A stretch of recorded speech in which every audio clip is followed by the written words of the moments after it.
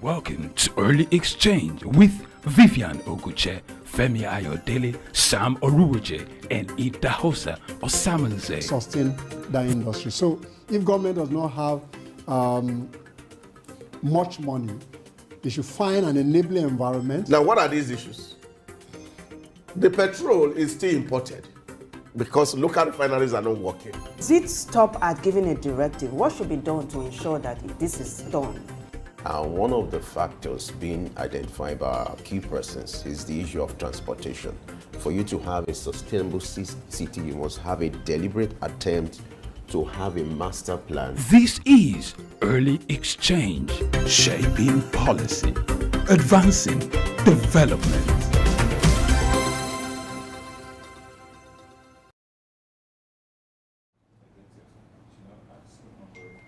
Hello and welcome to Early Exchange, where we'll talk about everything that has to do with business, finance, and the economy.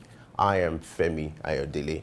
Today, we're going to continue with our regular programming. We'll be looking at issues related to the nation. We'll be looking at issues related to labor movement.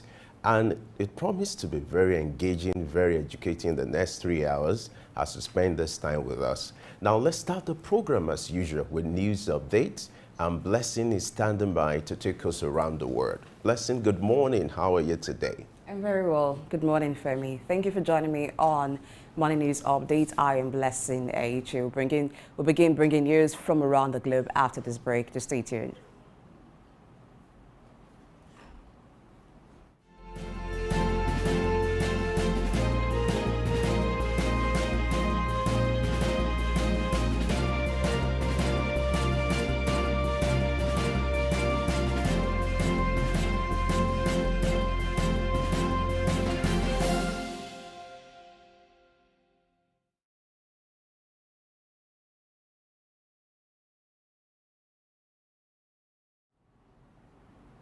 Many thanks for being there. We'll begin from home, Nigeria, where the Nigeria Labour Congress, NLC, and the Trade Union Congress, TUC, have jointly decided to suspend the indefinite strike previously scheduled to commence on October 3, 2023, in response to the removal of fuel subsidy. This decision comes after weeks of intense negotiations and demands by the NLC and TUC to address the hardships faced by Nigerian workers and the impoverished masses. Following an emergency meeting held yesterday, October 2, 2023, between representatives of the federal government and labor leaders, it was mutually agreed upon by the labor union to temporarily suspend the strike in order to allow for the implementation of the demands highlighted by the NLC. The National Executive Council, NEC, of the NLC has consequently issued a directive to all affiliate members to instruct their respective members to resume work as normal from tomorrow. The Deputy President of the Nigeria Labour Congress, Comrade Adeyonju, directed all members of the maritime sector to resume their regular duties as instructed by the NLC. The federal government has unveiled plans to support the growth of startups and boost their annual funding rounds to a staggering $5 billion by 2027.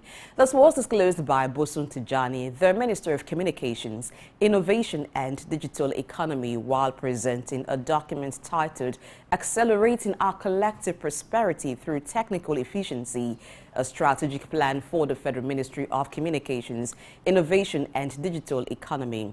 Tijani emphasized the crucial role of innovation, entrepreneurship, and access to capital in today's global technology landscape, with a particular focus on startups developing innovative solutions for critical sectors of the economy.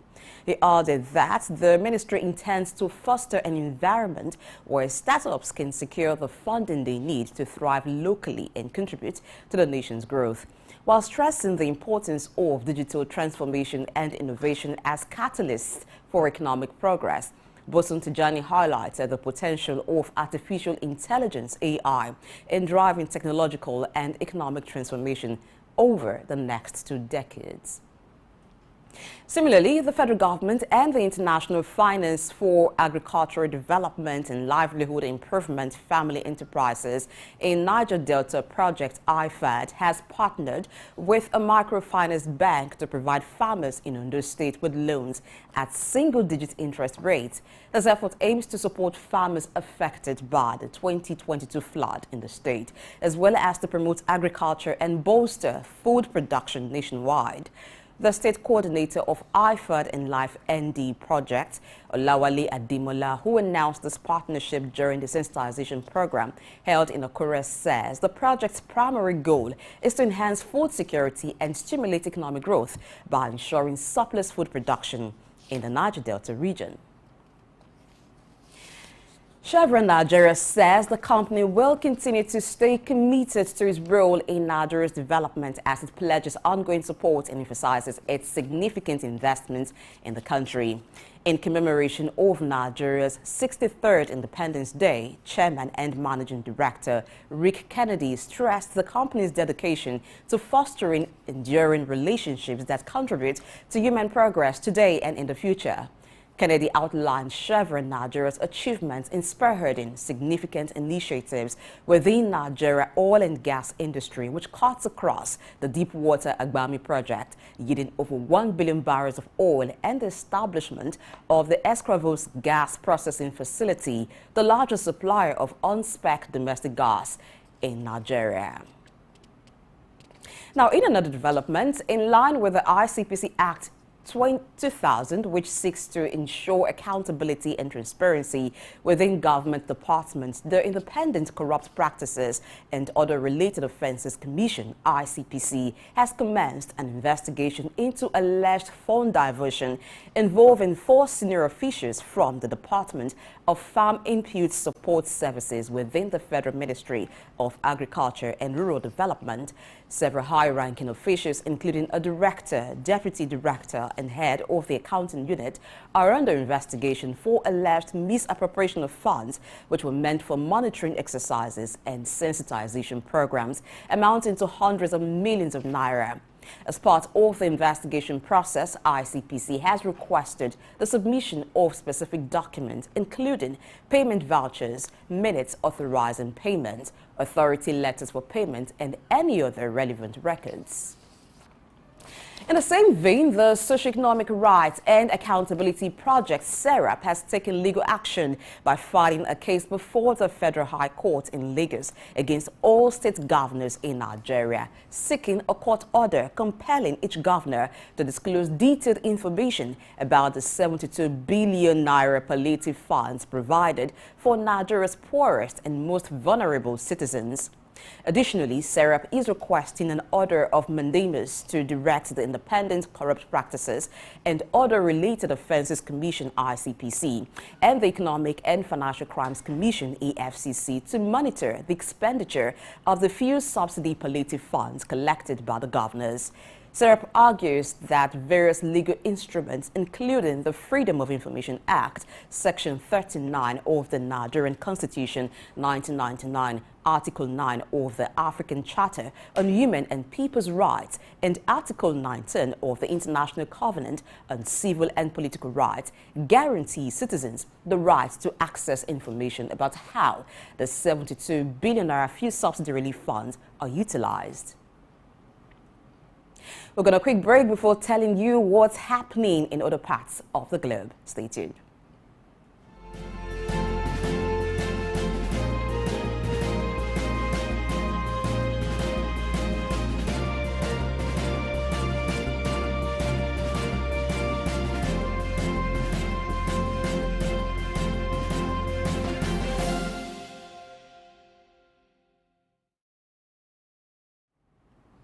Thank you for staying tuned.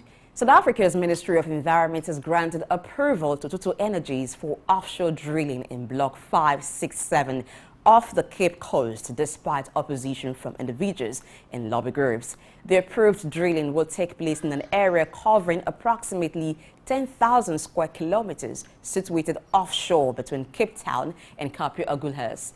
The location ranges from 60 kilometers to 170 kilometers from the coast, with water depths varying between 700 meters and 3,200 meters. As part of an effort to combat child trafficking and provide children with a more conducive environment, Kenya's Minister of Social Protection, Florence Boris, says Kenya will eliminate all privately owned orphanages and children's homes over the next 8 years. He added that instead of orphanages, children will be placed in family and community care arrangements to align with the 2022 Children's Act, which recommends alternative care options like guardianship, foster care, and adoption to prevent child abuse and trafficking. The minister, who revealed this during an inspection of children's care facilities constructed by the government, revealed that the government is already in the process of reforming children's homes and orphanages. While private institutions are phased out, the government will continue to house children in facilities managed by the Child Welfare Society of Kenya, responsible for childcare, protection, welfare, and adoption in the country. Still in Africa, Gabon's co-leader General Brice Oligui Nguema has held discussions with Congolese President Denis Sassou Nguesso to explore avenues for ending the sanctions imposed on Gabon. General Nguema's visit to Congo-Brazzaville was focused on strengthening bilateral ties and ending Gabon's regional and global isolation. Following the coup that occurred on August 30, Gabon's membership in the African Union and the Central African Regional Bloc, ECOWAS, was suspended, and ECOWAS relocated its headquarters from Gabon to Equatorial Guinea. General Nguema expressed hope that consulting with President Nguesso would help alleviate sanctions and restore Gabon's international reputation, marking his second official visit after the removal of former President Ali Bongo. The International Monetary Fund, IMF, has issued a warning that countries could witness an increase in their debt levels equivalent to 45% to 50% of their GDP by 2050 as they strive to meet emission reduction targets, and suggested that countries should work to alleviate this debt through carbon pricing measures. According to IMF, heavy reliance on spending measures to achieve climate goals could lead to a significant increase in public debt, resulting in additional revenue or spending measures. IMF also stressed the importance of a mix of policies to manage the climate transition effectively, focusing that without additional revenue or spending measures, public debt in advanced economies could increase by 10% to 15% of GDP by 2050. Achieving net zero emissions by 2050 would require more than triple the current annual clean energy investment, reaching approximately $4 trillion by 2030, according to the International Energy Agency. Moving now to some health-related stories, World Health Organization (WHO) has recommended the use of a cost-effective malaria vaccine developed by the University of Oxford, marking a significant step in the fight against this deadly disease. This vaccine, known as R21, is only the second malaria vaccine ever developed. Malaria is a major global health concern, particularly affecting babies and infants, and the new vaccine has the potential to save countless lives, as there are plans to manufacture over 100 million doses annually, with the capacity to scale up further. The body has previously supported another malaria vaccine, RTS, developed by GSK, but the key advantage of the University of Oxford R21 vaccine is its scalability for mass production. The Serum Institute of India, the world's largest vaccine manufacturer, is poised to produce over 100 million doses annually, with plans to expand to 200 million doses. In a similar development, in a bid to curb the highly pathogenic avian influenza, which has severely impacted poultry production worldwide, France has initiated a vaccination campaign against bird flu, becoming the first EU country to do so. The French government has made vaccination mandatory for ducks on farms with over 250 birds that produce meat or foie gras, and it aims to cover 64 million ducks on approximately 2,700 farms, with nearly 100 million euros in cost, primarily financed by the state. The campaign's first vaccinations took place on a farm in the Lens region, and it was attended by Agriculture Minister Marc Fesneau. France's vaccination campaign initially focuses on dogs, which are particularly susceptible to bird flu, even though they represent only 8% of the total French poultry output in 2022. Returning now to Britain, where the Prime Finance Minister, Jeremy Hunt, has unveiled a plan to freeze and reduce the number of government workers, aiming to save up to $1.2 billion. This move is an attempt to address calls for tax cuts from some within his Conservative Party. While acknowledging the need to lower taxes, Hunt noted the importance of enhancing public sector productivity as a means to reduce the growing public spending. This proposal has received applause from the Conservative Party conference attendees in Manchester, as Hunt positioned this decision as evidence of Prime Minister Rishi Sunak's commitment to making tough decisions to improve people's well-being. The move is also intended to rally voter support ahead of an anticipated election next year. The British government has initiated a comprehensive review of regulators across various sectors of the economy, aiming to identify opportunities for regulatory enhancement in the post-Brexit era. Business and Trade Minister Kemi Badenoch stressed the importance of leveraging the country's newfound regulatory flexibility to eliminate unnecessary rules that may impede business growth and hinder overall economic progress. The review seeks to identify and address any regulatory practices that might pose obstacles to businesses, ultimately streamlining operations and reducing costs for consumers. Now, according to a report released by the UK government, the country boasts approximately 90 regulators, incurring an annual cost of around $6 billion, as reported by the government. The UK is where we conclude today's Money News Update. Thank you for watching. For more analysis on Early Exchange, stay tuned. I'm Blessing Aichi. Good morning.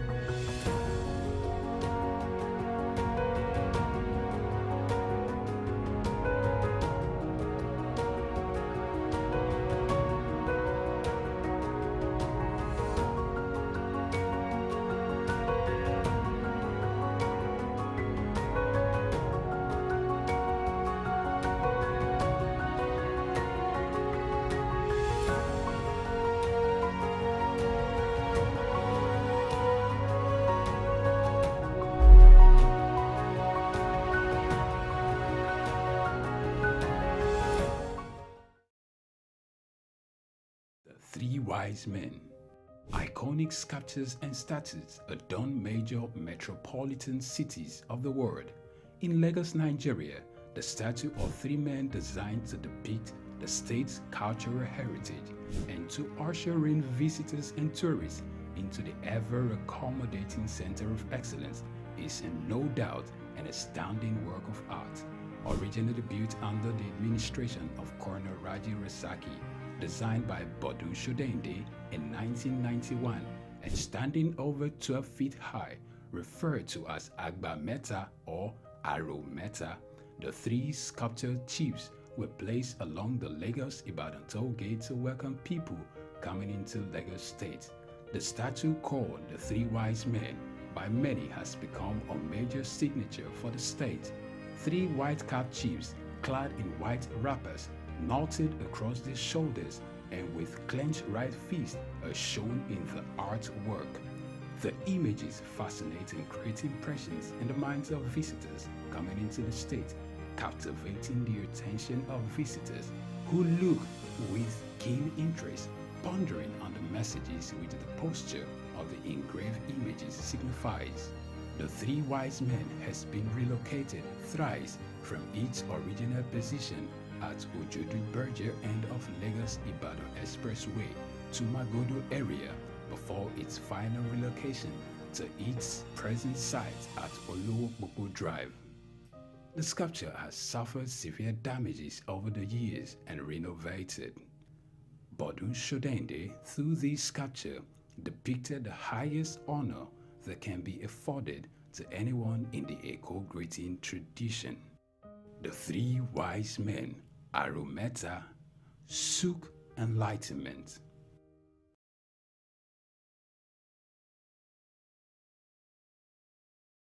Good morning and welcome to Early Exchange with Vivian Oguche, Femi Ayodele, Sam Oruwoje, and Idahosa Osamanze. Sustain that industry. So if government does not have much money, they should find an enabling environment. Now, what are these issues? The petrol is still imported because local refineries are not working. Does it stop at giving a directive? What should be done to ensure that this is done? One of the factors being identified by our key persons is the issue of transportation. For you to have a sustainable city, you must have a deliberate attempt to have a master plan. This is Early Exchange, shaping policy, advancing development.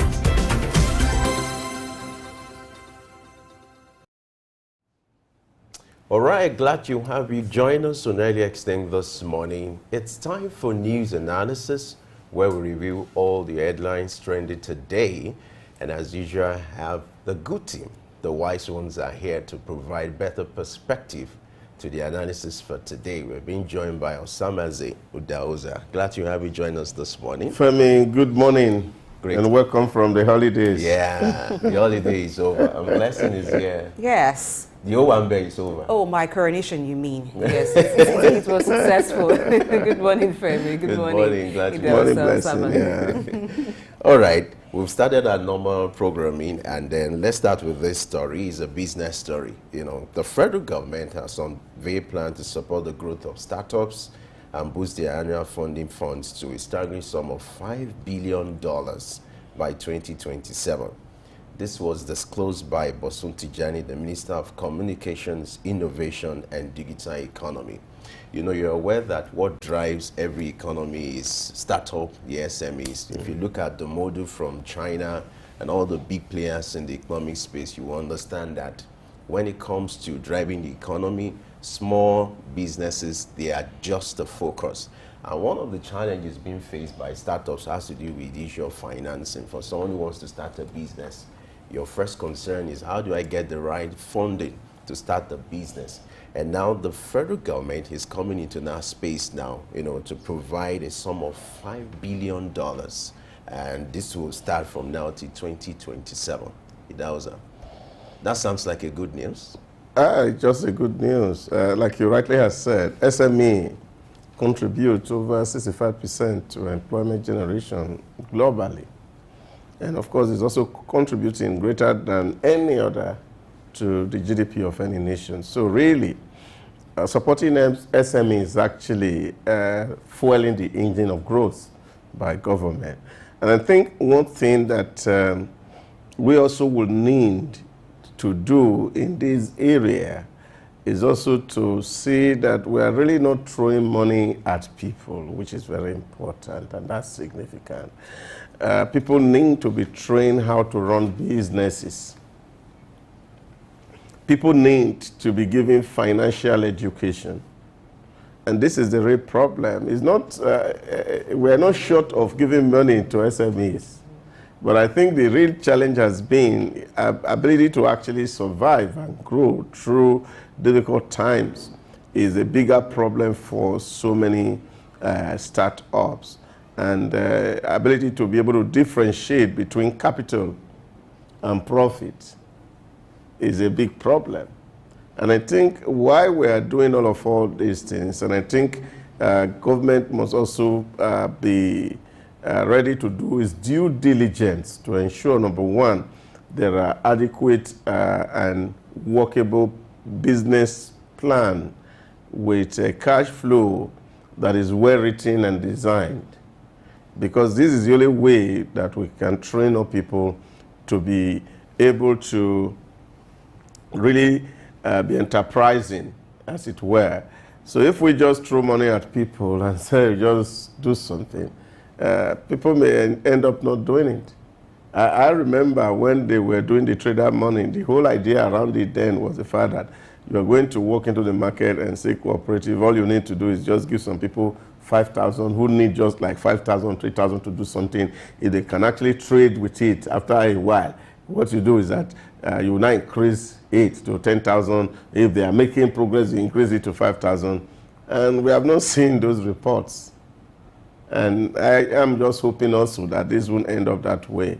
And I think those who are designing public policy must understand the peculiarities of our environment, that when we are giving people money, we must see that the people are serious, and we must go through the proper routing. I like what, for example, people like Toli Elumelu is doing in that space. They don't just give people money. People win it. In other words, they have to earn it. You work for it. So you pass through a whole lot of screening process. So all these things have to be put in place, because we're not just going to throw $5 billion down, $5 billion, huge money, just a way like that. We are going to ensure that those who are going to be beneficiary are not just the cronies of politicians, but are people who really deserve it and earn it, and they are prepared to contribute to economic growth. But why do you think we always have a situation whereby a policy is being initiated and then the purpose for initiating that policy is not being achieved? I mean, a good example is the Anchor Borrowers Program, you know, which has been trailed with controversies. Money can be traced here and there. Investigation is still ongoing. Why do we always have that kind of situation where money is being earmarked for a particular purpose and then you discover that in the end, the purpose is not being achieved? Well, I think they are also around those issues. About 30 years ago, when I read Richard Joseph's book, Prebenda Politics, The Rise and Fall of the Second Republic in Nigeria, and the real critical issues that Joseph raised in that book, they are still very present with us today. They have not changed. You see, like Albert Einstein says, it's only a madman who will be doing the same thing and will be expecting a different result or outcome. So if we continue to play same game, all the outcome is going to be the same, except that there's a mind shift in the way we are approaching issue. And this is why I'm actually appealing from here to Tijanu this morning, that it should copy Toli Elumelu's model. Because there are a whole lot of people who are playing in that space, and there are a whole lot of testimony that is coming from Tony's foundation. A lot of people that have been empowered, who actually have shown brilliance. So this is what we should do, where we have to elevate merit over and above patronism, which is the hallmark of our politics. So this is the problem. Once we begin to determine and agree with ourselves that we want actually to grow, we will do the right things, and then the right result we will get. Yeah, and I think that actually having a laid out procedure for how this money will be given should even be the first thing, because the money has been marked good. So what startups are they targeting? Is it people who have the idea and have not yet started because they do not have fund, or startups, people who have businesses that is less than 5 years and are still within a particular scale? So I think it is safer to give those who have already started, because you know at least there's something on the ground, compared to those who have not yet put something on the ground. Because the tendency for those who haven't yet started to come up with excuses why the business could not start is higher. than those who already have a business and are looking for more expansion. Then it can encourage a kind of merger. You can merge so that it boosts the chance of the business succeeding, and also evaluate the quality of innovations that they have. Not necessarily. Not necessarily. There are some people, they have a very clear idea of what they want to do. All they just need is fund to break through. And they're just looking for that small fund to put one or two together to break through. They are there. What for me is important and required is that we should be able to sift these people. You understand? The ideas are tested. And you see, this is where, again, we have to be thinking how the gown and the town are synergizing in this regard. Take, for example, if you are doing a project, for example, in Germany, as an engineer, it will take you to an engineering firm. That idea you are thinking in your head, they take you to where the machines are, where you can actually bring them to life. So a lot of people have actually, without money, look at Apple, for example, Steve Jobs. He just needed $200 at the time to test his idea. And he has to come to beg his friend for the $200. And the friend said, well, Steve, you know what? If you succeed, I need my $200 back. I don't need $1 extra. If you fail, give me the $200 back. But eventually, Steve succeeded. And he didn't just return the $200. He made him the vice president to him. See, this is, for me, important. Really to see how we can actually put measures in place to see there are a whole lot of creative and innovative people in Nigeria, in every sphere. It's just like you think, for example, sports. There are a whole lot of people who can play football than the one we are showcasing. But who give them a vent? How do we create that forum where these people are allowed to actually showcase their ability and the things that they can do is what for me is important. Take, for example, I was listening this morning and they said, oh, the Minister for Humanitarian Affairs was visiting homes in Lagos to confirm whether the people that have been registered in the 15 million people, whether they're actually in those homes. The first question to ask is, what was the level of publicity? What was the criteria for selection? I don't have an idea. So this is the real issue, because the people who knew may be the political party members. And all that the best you can see is that they are going to front their people. And this has then been the bane of our development. And I think when we are trying to do policies like this, we must be transparent and open enough so that people know how to compete. They know the rules of the game, how to win. And then if they play by the rule, and without knowing anybody, they win, number one, that will begin to build up the trust level in the system. And people begin to believe that now merit counts. You will see it will trigger hard work, it will trigger creativity, it will trigger innovation. Yeah, I think that's key. The selection process, the requirement for selection is actually the first thing. If government or if the scheme gets it right with the selection, then the follow-up process is also important. I'll give an example of, there's a scholarship scheme that was employed by one of the states. So for the scholarship scheme, after your study, there's an internship program that gives you the chance to practicalize what you've been taught. And when you're able to scale through that internship program, you are given gigs. They just give you connection to having gigs to that so that you're further established in that. And over a year of it, there is still that constant follow-up process that you don't even expect it. It just comes like that. So there's a check to continually ensure that those who have benefited from that actually put into work what they've taught. Else, you'll be disqualified from further opportunities like that. So I think such would work, and it will go a long way in further growing Nigeria's digital economy. All right, let's go to the next story. It's still loan related, but this time around, it's agri sector. The federal government and International Finance for Agri Livelihood Improvement Family Enterprise in the Niger Delta project has partnered with a microfinance bank to provide farmers in Ondo State with loans at single-digit interest rates. You know, yesterday we talked about the need to diversify the economy. You know, this is coming as an initiative to see how they can improve the plight of farmers. You know, like we rightly said, talked about SME, small business owners. When it comes to accessing loans, that's been the challenge. Farmers are ready to work. You know, even though most of the farmers you have in Nigeria or by extension Africa, they are more small players who just want to provide for themselves and their families, not the commercial kind of agriculture. Subsistence or farming. You understand?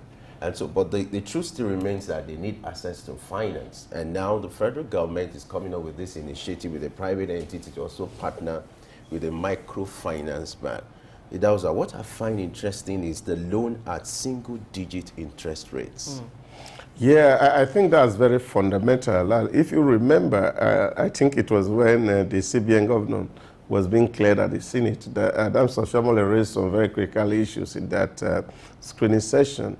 And he did say that, look, it would be criminal for you to give a loan to somebody at 20%, and then you'll be expecting the person to do magic. And they had a very funny comparison that day between that. Even if you're a drug bureau in Nigeria, you will not be able to compete with those from Mexico. But that is the real reality that you see, that sometimes we give facility to people, and then, of course, we are expecting them to farm. But again, because it's not still far away from what we have just discussed, we also be very sure that this funding is not just going into subsistence farming, like Blessing has said, because that's what we do here. We're just cropping to eat. If you put money in cropping to eat, it cannot be productive. And this is where, of course, the Federal Ministry of Agriculture really would need to do a whole lot of serious thinking. Take, for example, you can begin to encourage cooperative farming, where you can set target for people. You're asking them, okay, this cooperative, the kind of cassava we are wanting from you that will be used for starch is X ton. Just grow it.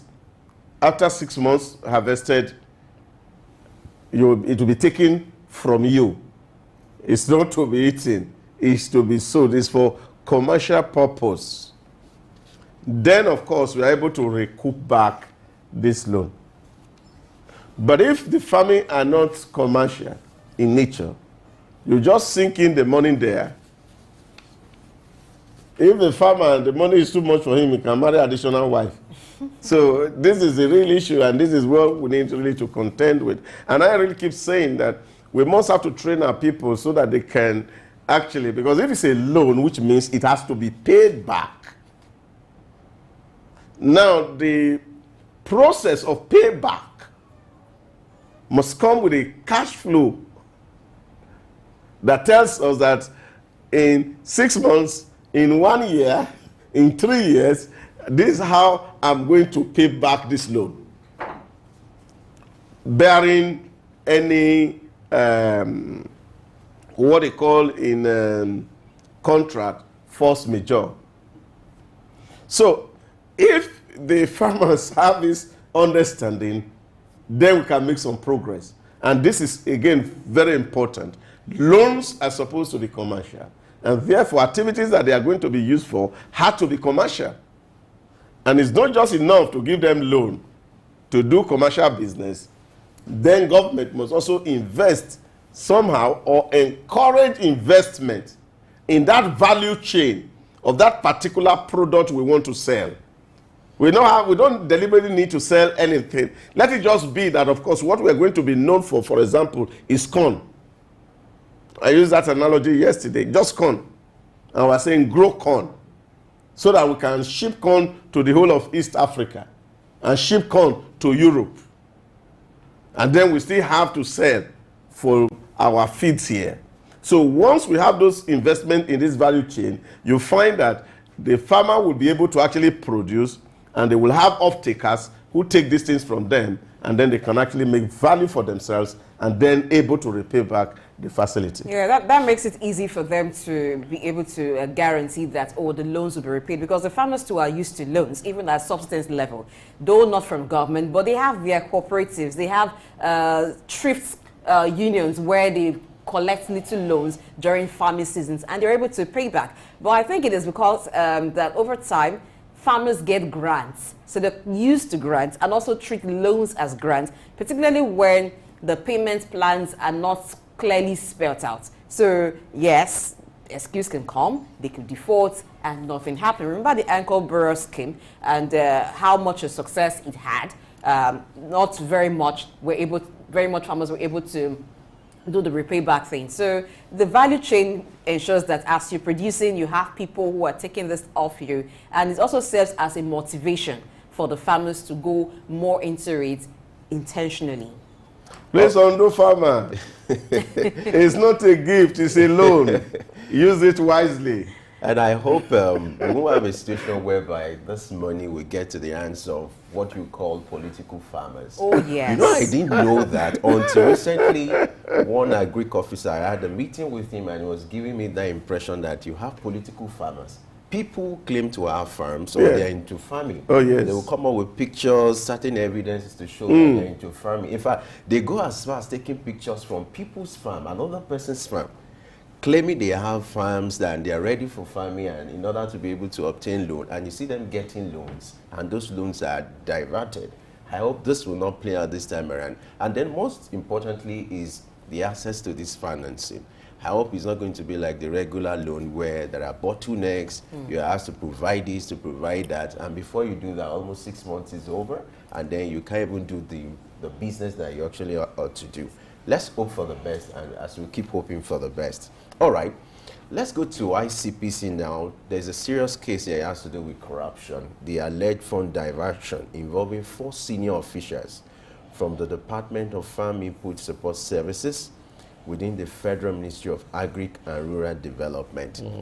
You know, yesterday we talked about Nigeria at 63, we talked about the issue of corruption, anti-corruption.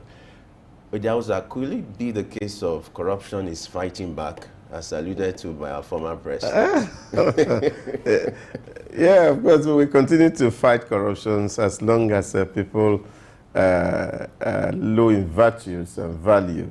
I think that's a real challenge that faces us as a people. I was sharing with somebody yesterday, and I would not stop talking at this, because most of the real reason why we see business failure in environment is corruption. The real reason why we see government is actually not able to do meaningful things is corruption, and this is very huge. ICPC has been there over time, and they've been trying to do their own bit to see how to curtail the excesses of greedy and very corrupt officials. They will not stop. They will continue to do their little role. But the job is really very overwhelming for the ICPC, because the level of involvement is massive. And this is the issue really we must speak to daily. There are people who are going to work must understand that it's just more than an individual. There are a lot of people who are suffering as a result of this bad behavior. The challenges that we are facing today, the whole gamut of insecurity, all of them are tied to this malfeasance that is taking place in government quarters. And I just do hope that public officers and maybe labor should start to go on strike as we see public officers stealing money, not just overpay. Or to protest misconduct. Yes. Not just for that would be interesting. that would be interesting to see. But the thing is about investigations like this, the hope that it comes to a conclusion and erring officials are penalized, not just for them to be under the radar for a while, and after that time nobody gets to hear or gets to know what happens to them, and then it doesn't serve as a deterrent to others. You know what amazes me is the fact that this set of people, even though it's still being alleged, is still in the realm of allegation, but they are high-ranking senior officials, you know, including the director, deputy director, head of accounting unit. Yeah, but you have to be at that level to be able to steal in government. That is the very truth. So if you are not a director, you won't have access. Because stealing in public office is actually opportunity. Opportunity, meeting with pressure. And then, of course, there's a whole lot ground and room for rationalization. You see, the bigger problem we actually have is the legal framework that governs us as a people. I was listening to Patrick Lumumba yesterday on the platform, and I was saying, look, you see, many lawyers, all we graduate is citing cases in London and here. All that you need this thing to do is just to tarry and delay your cases for several years. And I think this is really the issues that ICPC and EFCC faces most of the time in terms of prosecuting. And this is why you can actually not see penalties in good time, because the cases drag for too long. And lawyers take these things, they can stay on one case, and all they are asking for is ex parte order, and the court is granting ex parte motion over nothing. Flimsy excuses at court. Court can't sit. All these things are delayed tactics. And the more you delay this issue, the more they lose their relevance. And some of them, because before you get to a director in public office, except that you are privileged, you have to be on your way out. You know what that means? So the case will still be in court while you are retired. And this is the real challenge that these people faces. That's why you don't see justice from time to time come speedily, because our court processes are too ambiguous. You cannot really determine when you start a case and when you're going to end it. And I think that's where we need a whole lot of reform in the judiciary, because really when there are consequences for action or bad behavior, a lot of people will be deterred from going that same route. I like that. Let's move on. This time around, SERAP is in the news. That's Socio-Economic Rights and Accountability Project.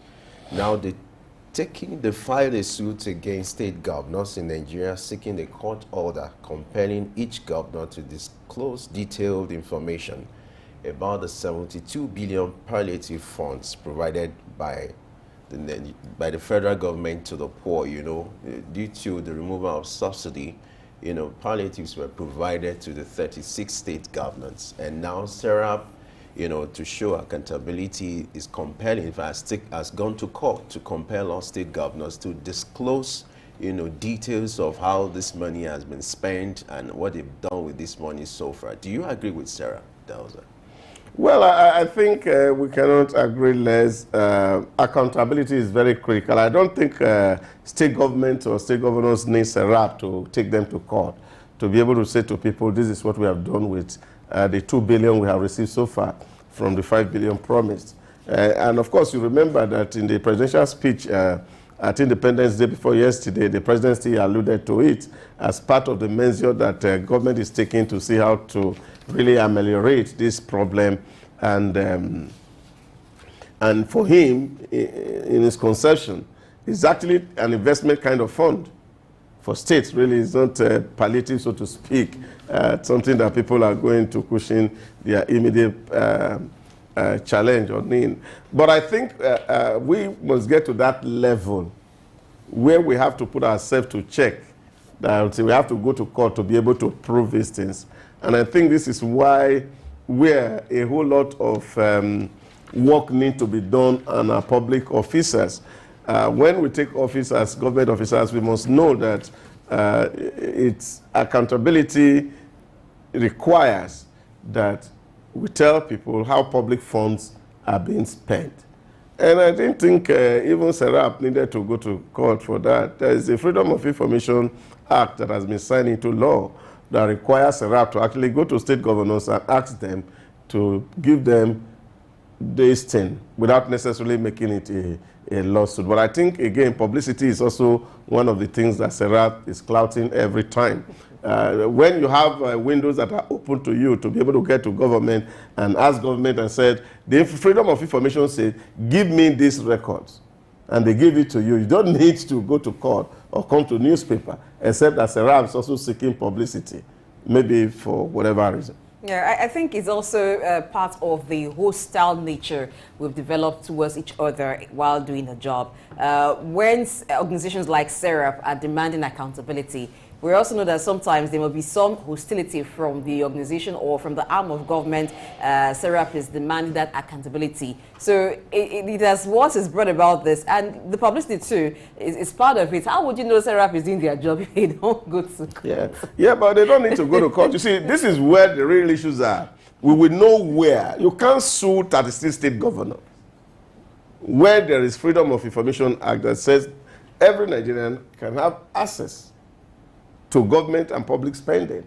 So if you have approached Lagos State and they refused, and you go to court, it will make sense than these pages of newspaper trials. Okay, I asked that sarcastically because how would you know they are doing their job if they don't go to court and it's not in the news? So sometimes it seems like you need to make a bit of noise for people to know that you are really doing your job. But it also means that maybe SERAP should begin to check the approach with which it handles some of these matters. Yes, thanks to SERAP on behalf of Nigerian citizens for, in their own way, holding elective officers or public officers accountable. But I think we need to rejig the approach. It's not all the time that the issues should end up in litigation, except when it is necessary that it becomes a matter of litigation.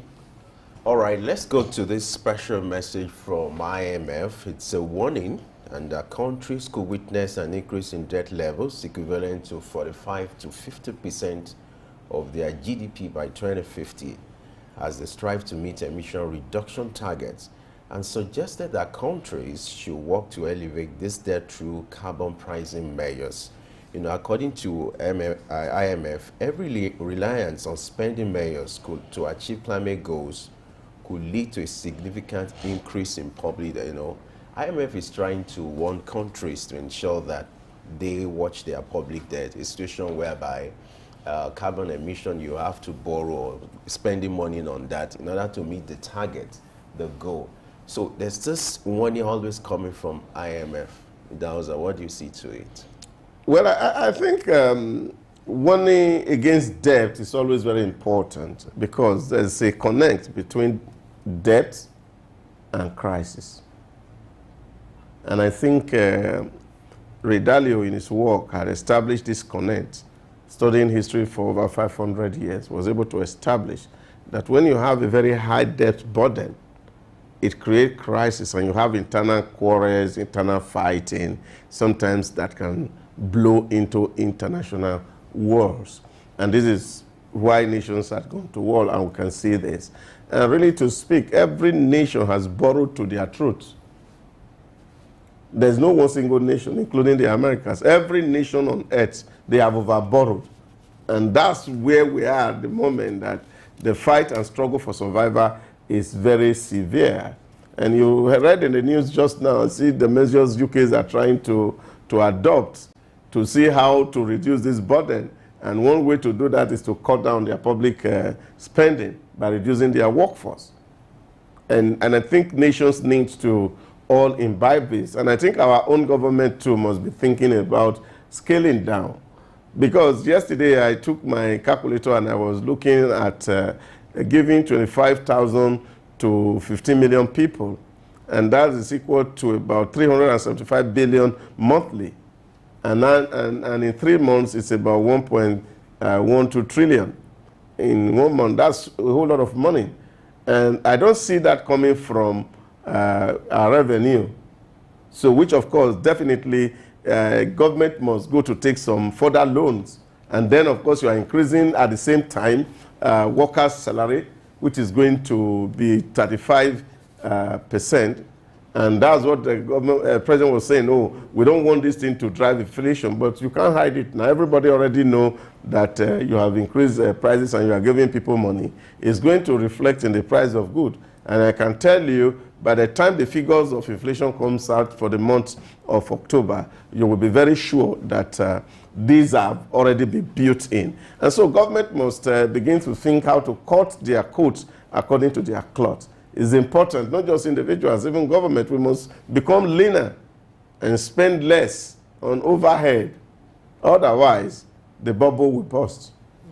Yeah, I don't really subscribe to the plan of scaling down, because in my thinking, that would further increase the poverty issue that we talk about. Because if government were to scale down and some persons were to be put out of work, how would they cope? Now, government is putting up some form of cushioning measure to ensure that people do not suffer much the effect of subsidy removal. So I do not subscribe to that. But talking about the increase in workers' salary automatically or directly increasing inflation, that is very true.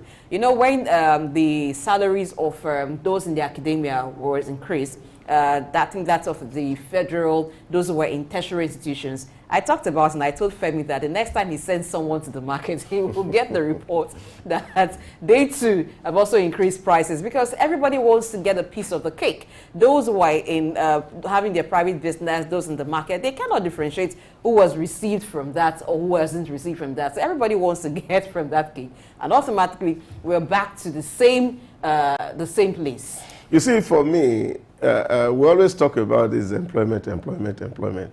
And it's because we have created the impression that the only way to gain employment is that somebody is working in a government office, or maybe in a private office like this where you wear tie and suit. That's not always employment. People can always be repurposed. That even if you are going to move people out, it's not just throwing them into the street. Some of these people can be trained and retrained. You see, what that means for government is effectiveness and efficiency. I did an analogy some days ago on this set. When NDDC was created, for example, the capital expenditure to recurrent expenditure was 80-20. 80% of their budget, first 2 years, was on capital projects. And they were spending just 20 to pay salaries and run the offices. 4 years after, it reverted. We're now spending 80% to do recurrent, and only 20% is going to capital projects. Now, when you see, and if you have to assess NDDC today, will you say they are effective? No. This is the question, and this is where we must be very careful. While we're making a case for over-bloated civil service. Over-bloated. Government has no business in business, and it's not government that must generate employment. All that government should do is to create the enabling environment for small businesses to thrive. Create enabling environment for blue chip companies to do well. Multinational companies to come and establish and then give work to people. And I think that's what government should do. And then the little we have, we can expend it on health, we can expend it on education and social services that benefit the majority and every other person. Now, but this is where we are shooting ourselves in the leg. We are complaining there's no good schools. We are complaining there's no good roads. We are complaining there are no hospitals. And yet we are saying you have to maintain your over-bloated civil service that is almost costing you everything. We're talking about debt here. Nigeria is servicing debt with over 90% of its revenue. As of today, that's not sustainable. Now, if there's anything that we can do to reduce this level, I think government has to be thinking about it. Because eventually, you will not be able to pay. And when you are not able to pay, you will create social tension. And that same tension will lead every one of us to where we may not want to go. All right. I think on that note, we can call it a wrap on this segment. Thank you so much for sharing your perspective on the news analysis segment. My personal views. That's great. All right, we'll go on a short break now. When we return, our major conversation for today will kick off. Stay with us.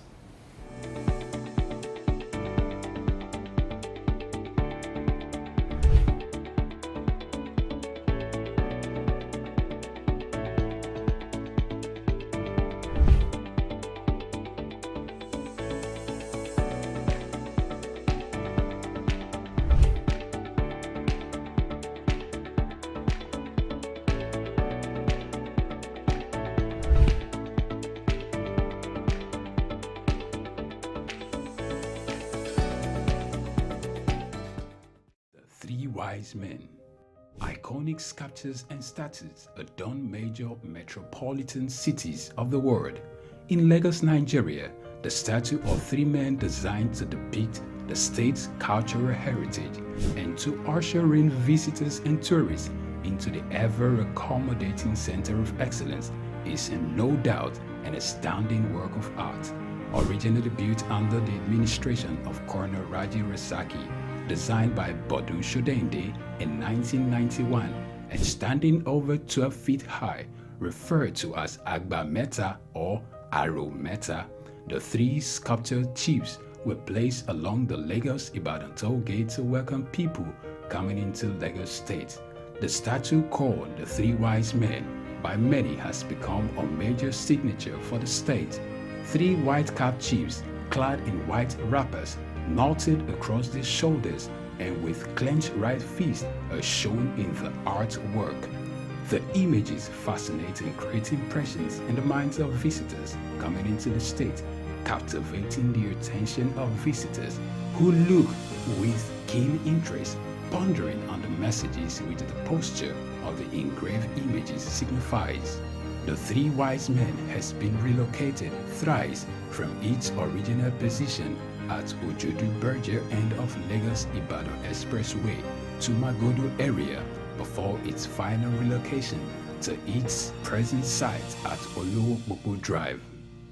The sculpture has suffered severe damages over the years and renovated. Bodun Shodende, through this sculpture, depicted the highest honor that can be afforded to anyone in the Eko greeting tradition. The Three Wise Men, Arometa, Suk Enlightenment.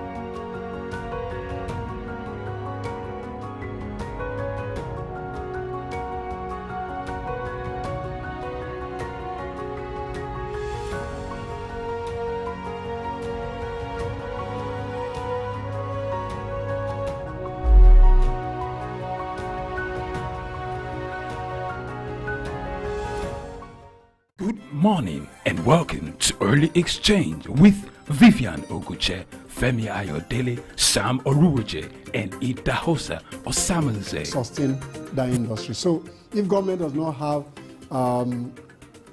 much money. They should find an enabling environment. Now, what are these issues?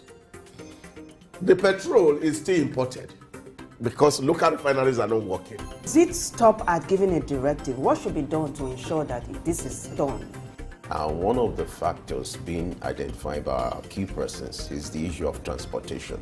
For you to have a sustainable city, you must have a deliberate attempt to have a master plan. This is Early Exchange, shaping policy, advancing development.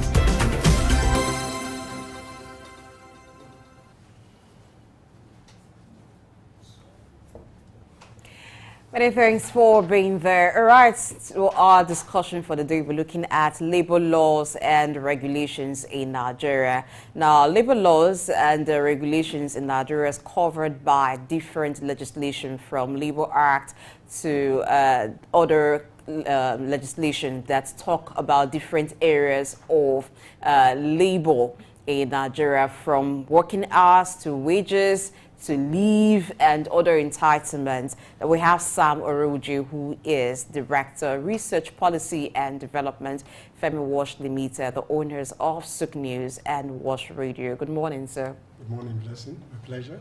Glad to have you join us. Good morning.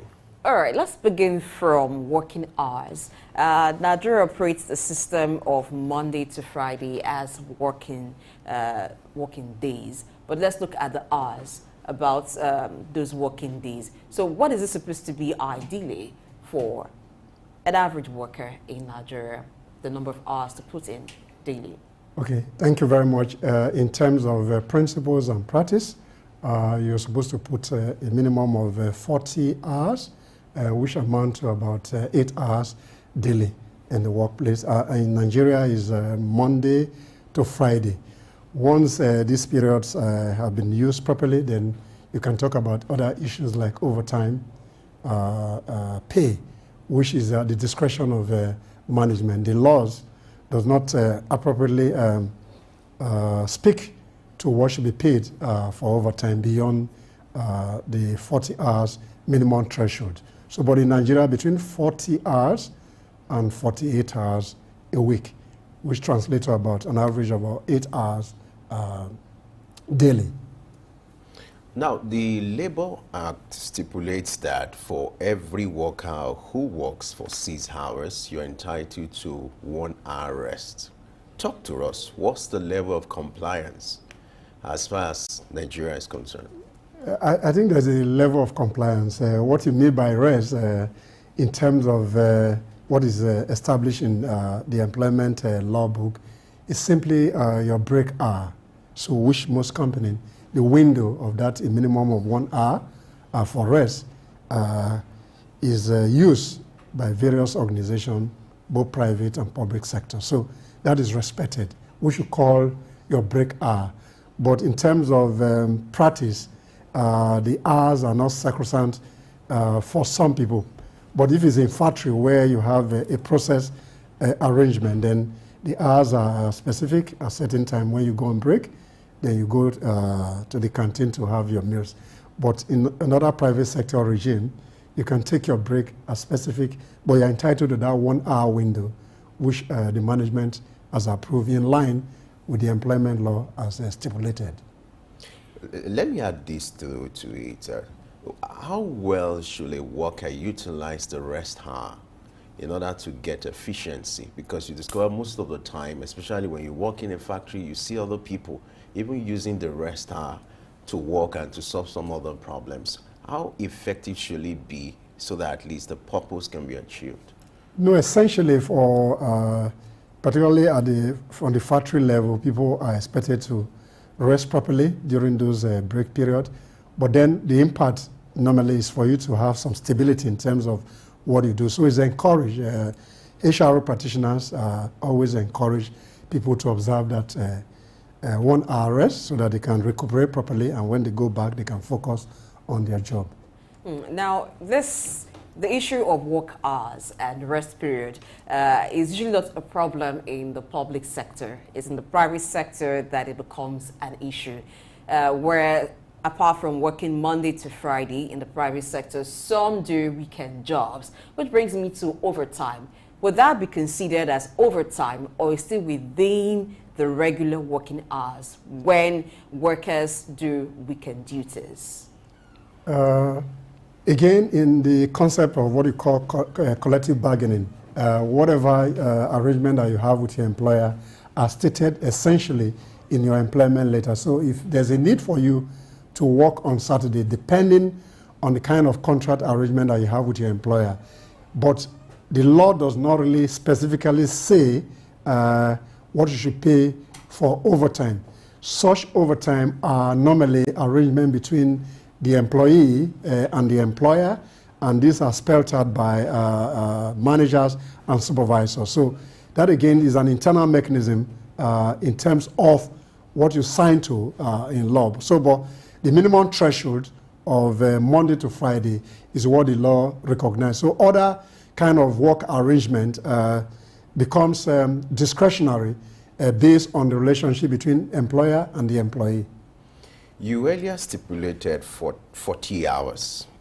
What do you make of this arrangement where the norm here is you resume 8 o'clock in the morning and 5 p.m. you're supposed to wind up for the day, which usually in the civil service is like that. Will you consider that to be overtime? If you're saying 8 hours per day, 8 a.m. to 5 p.m., that's more than the stipulated time. Yes, what it is... It cuts across from Monday to Friday. Yeah, the point here is that for regulatory framework, there are minimum thresholds. So whatever happens between you and your employer is discretionary. So you can work. Like managers are normally not paid overtime most times. But then if you have some job to cover, then there's a need for you to finish those jobs. So if you put additional hours, what is a bit sacrosanct to a large extent is what the law has given as a minimum threshold. So once you operate within those framework, then it's okay. But every other things become discretionary, dependent on the kind of contract that you have signed with your employer. So the law does not really specify certain things. So within that framework, once the regulatory framework is able to capture what it is in the books, then you are good to go. Okay, where it is not captured in any agreement, the aspect of overtime, are employers obligated to request the consent of their employees before engaging them in overtime duties? That's what I just spoke to earlier, that overtime essentially is at the discretion of your employer, and within the framework of the organization, you need to have a clearance from your manager and supervisor before you book overtime. So once those clearances are made, then depending on the discretion of management again, whatever is to be paid for the overtime is established between the employee and the employer. So that's what I use the concept of discretion. These are not written out in the law book as what should be paid. So that, again, that discretion is within who is employing who and what kind of regime do you subscribe to within the framework of employee-employer relation. I don't think that is quite clear, because I'm looking at the angle where it is the employer who needs the employee to do some overtime, not the employee volunteering or wanting to do some overtime. So should the consent of the employee be sought before the employer engages them to do overtime duties? Of course, that's the point I've just made. Maybe okay. I was not clear in my explanation. That for you to do overtime is at the discretion of management. So when management have a need for you to do overtime, then is agreed, and there's an agreement of what you should be paid for the overtime work that is put in. That's the point I just made, that it's discretionary. Then that discussion will be between the managers and their supervisors that we need to do X hour of work. Therefore, this is the rate at which you should be paid. Particularly from the factory regime, those regimes are already fixed within various companies, so people know what they will get if they do 1, 2, 3, or 4 hours overtime, as may be required by management or their supervisors. Well, this thing sounds good, but you observe that most of the time, these things are not being, followed, even as stipulated by the Labor Act. Now, who should ensure compliance, especially when it comes to the part of the employees and then the employers? Who should ensure compliance to the stipulations of the labor law as regards to the office space and the running of an organization? You have, within the Ministry of Labor and Productivity, you have an advisory council in a tripartite arrangement with the private sector and some of the federal government agencies. The National Salary Wage Commission are responsible to have a way for people to be in line with the regulatory framework that is in place. All right, in times like this, we're seeing new kinds of working arrangements with the introduction of different working modes. We have on-site, we have remote and hybrid. Now, particularly with hybrid being introduced a lot to the private sector, given the fuel subsidy removal issue. So how then should working hours be calculated when you have an hybrid situation? Again, these are within the internal framework of various employers. So it's not cast in stone. So relationships are done based on understanding. So in this age and time, particularly with the advent of COVID, the future of work has been altered tremendously. So you have those who work remotely. So if you have to work remotely or hybrid kind of situation, it depends on the negotiation or what you call collective bargaining with your employer. So once those things are sorted out between employee and the employer, then whatever you subscribe to becomes your working arrangement. But whatever you do must be within the framework of law so that you don't have an infraction into the legal framework that has been provided for us as a country. All right, let's look at the issue of sick leave because sickness is inevitable, for workers who give their best every day. What should be the ideal? I want you to give like a form of tips to an employee who needs to go on sick leave. What should be the ideal and the process? I think within the framework, there is a provision for sick leave.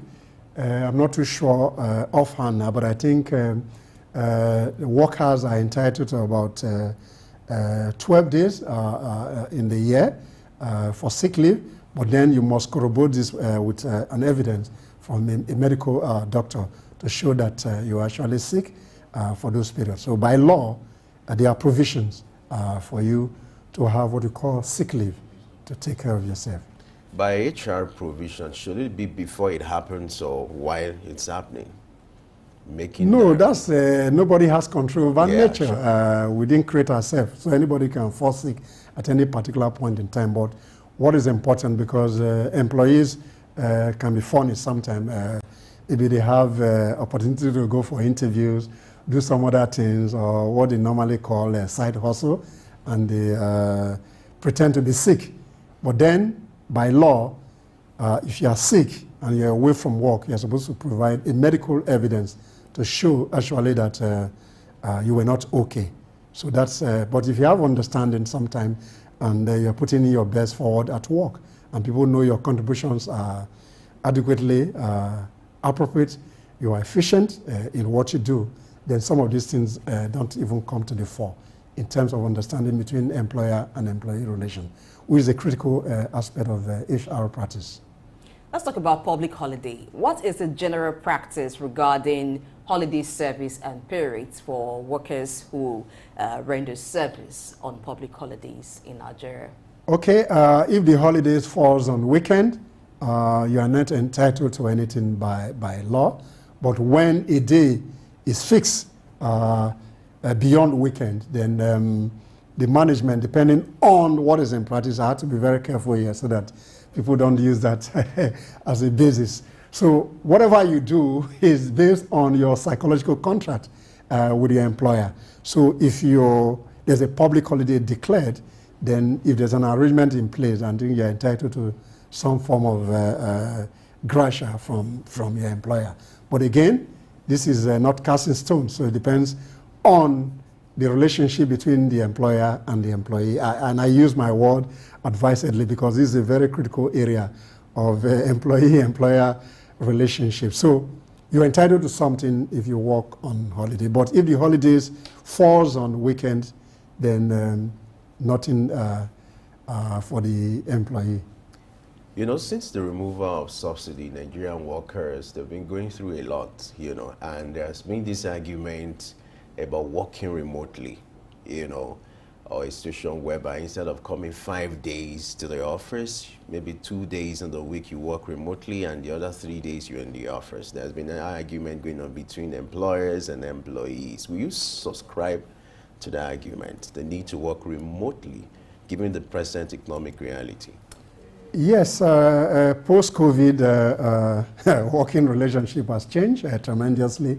And I think most employers, depending on the configuration of the job, then remote work or remote way to engage employee has become a reality of the moment. And I think most employer must recalibrate their HR practice in line with the new reality of the workplace. So remote work, okay, but there are equally principles around that. The human resources practice working some policy regime in terms of the way you work remotely. Even though you work remotely, there are certain behavior that you need to imbibe.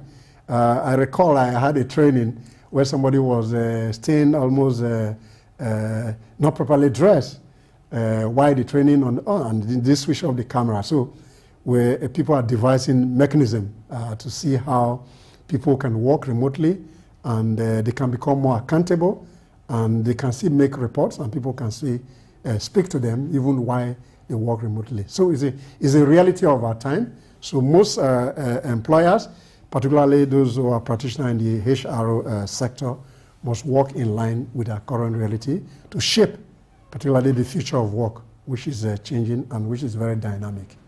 Let me ask this question on behalf of my constituency. Now, when I say things like that, I guess you already know the constituency I'm referring to.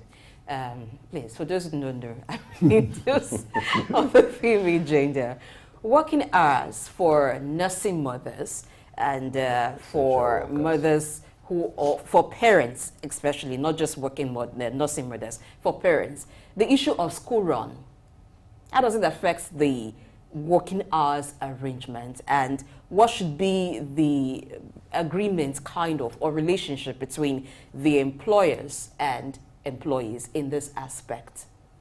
Okay, again, I go to the initial concept of this conversation. There are certain things that are not within the legal framework that you call the power of discretion. So there are certain arrangements between the employee and the employer that are not stated in the statute. So the concept of school run has become a major challenging scenario in the way we work in our environment.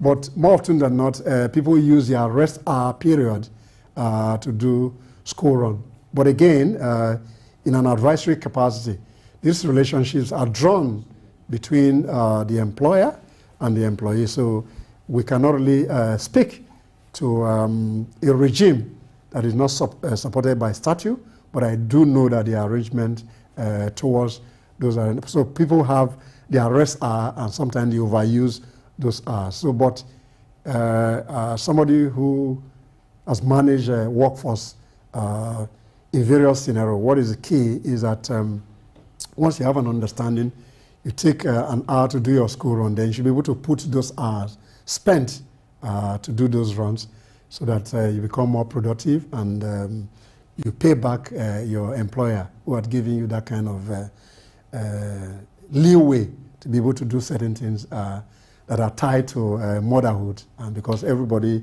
is a product of motherhood. So I think that's is within the limits of discretion. Talking about holidays, let's look at the issue of maternity leave. You know, for some organization, maternity leave is 1 month, some 2, some 3 months. In fact, I know of a state like Ekiti State who came up with a law that maternity leave has to be 6 months to give room for exclusive breastfeeding. Now, that's the one side of the argument. What should be the norm when it comes to maternity leave? And then the other side to it is the issue of paternity leave, which is the husband now to also go on leave when the wife puts to bed. The argument is ongoing. What do you make of this argument? All right. I think Ekiti State is a model when you talk about gender sensitivity. That's just on the one hand. But within the legal framework that currently exists, I think for public sector, you have about 14 weeks for maternity leave. Then in private sector, I think it's about 12 weeks.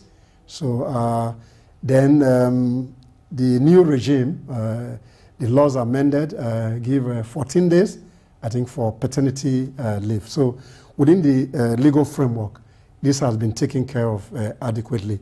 Like I want to put in here again, there are certain arrangements with different organizations in terms of practice that make some arrangement. And you know, for commercial purpose, I won't mention. I know some banks, if you're a nursing mother, after your mandatory leave, you are expected to shut down earlier or resume later. So if you are resuming at 8, you resume at 9. So these are discretionary, vary from one organization to the other. But the minimum threshold that I mentioned in terms of maternity leave, I think is 14 weeks for public sector. I think 12 weeks for private sector. Then paternity, 14 days. But within this minimum threshold, different organization has certain things in place that support breastfeeding and some other regime to encourage gender sensitivity in the workplace. All right. Let's look at requests for permissions during working hours. We are a very religious people, I mean Nigerians and many parts in Africa. So from an HR perspective, when workers seek permission to attend to religious activities during working hours, how should issues like this be approached? Are they obligated to be granted such permissions? Again, within the legal framework, this doesn't exist.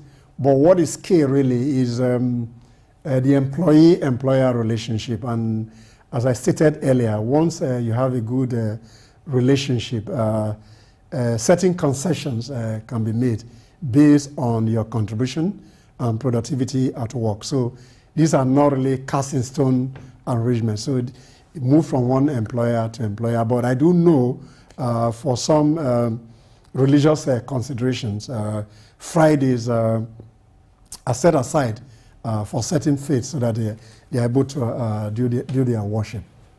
How do we ensure that workers, they know their right? Because it seems the level of awareness, the level of public awareness when it comes to workers understanding their rights, when it comes to work hours and overtime, it's not there. It's not as massive as it should be. How do we begin to orientate workers and improve the level of public awareness, especially when it comes to their rights?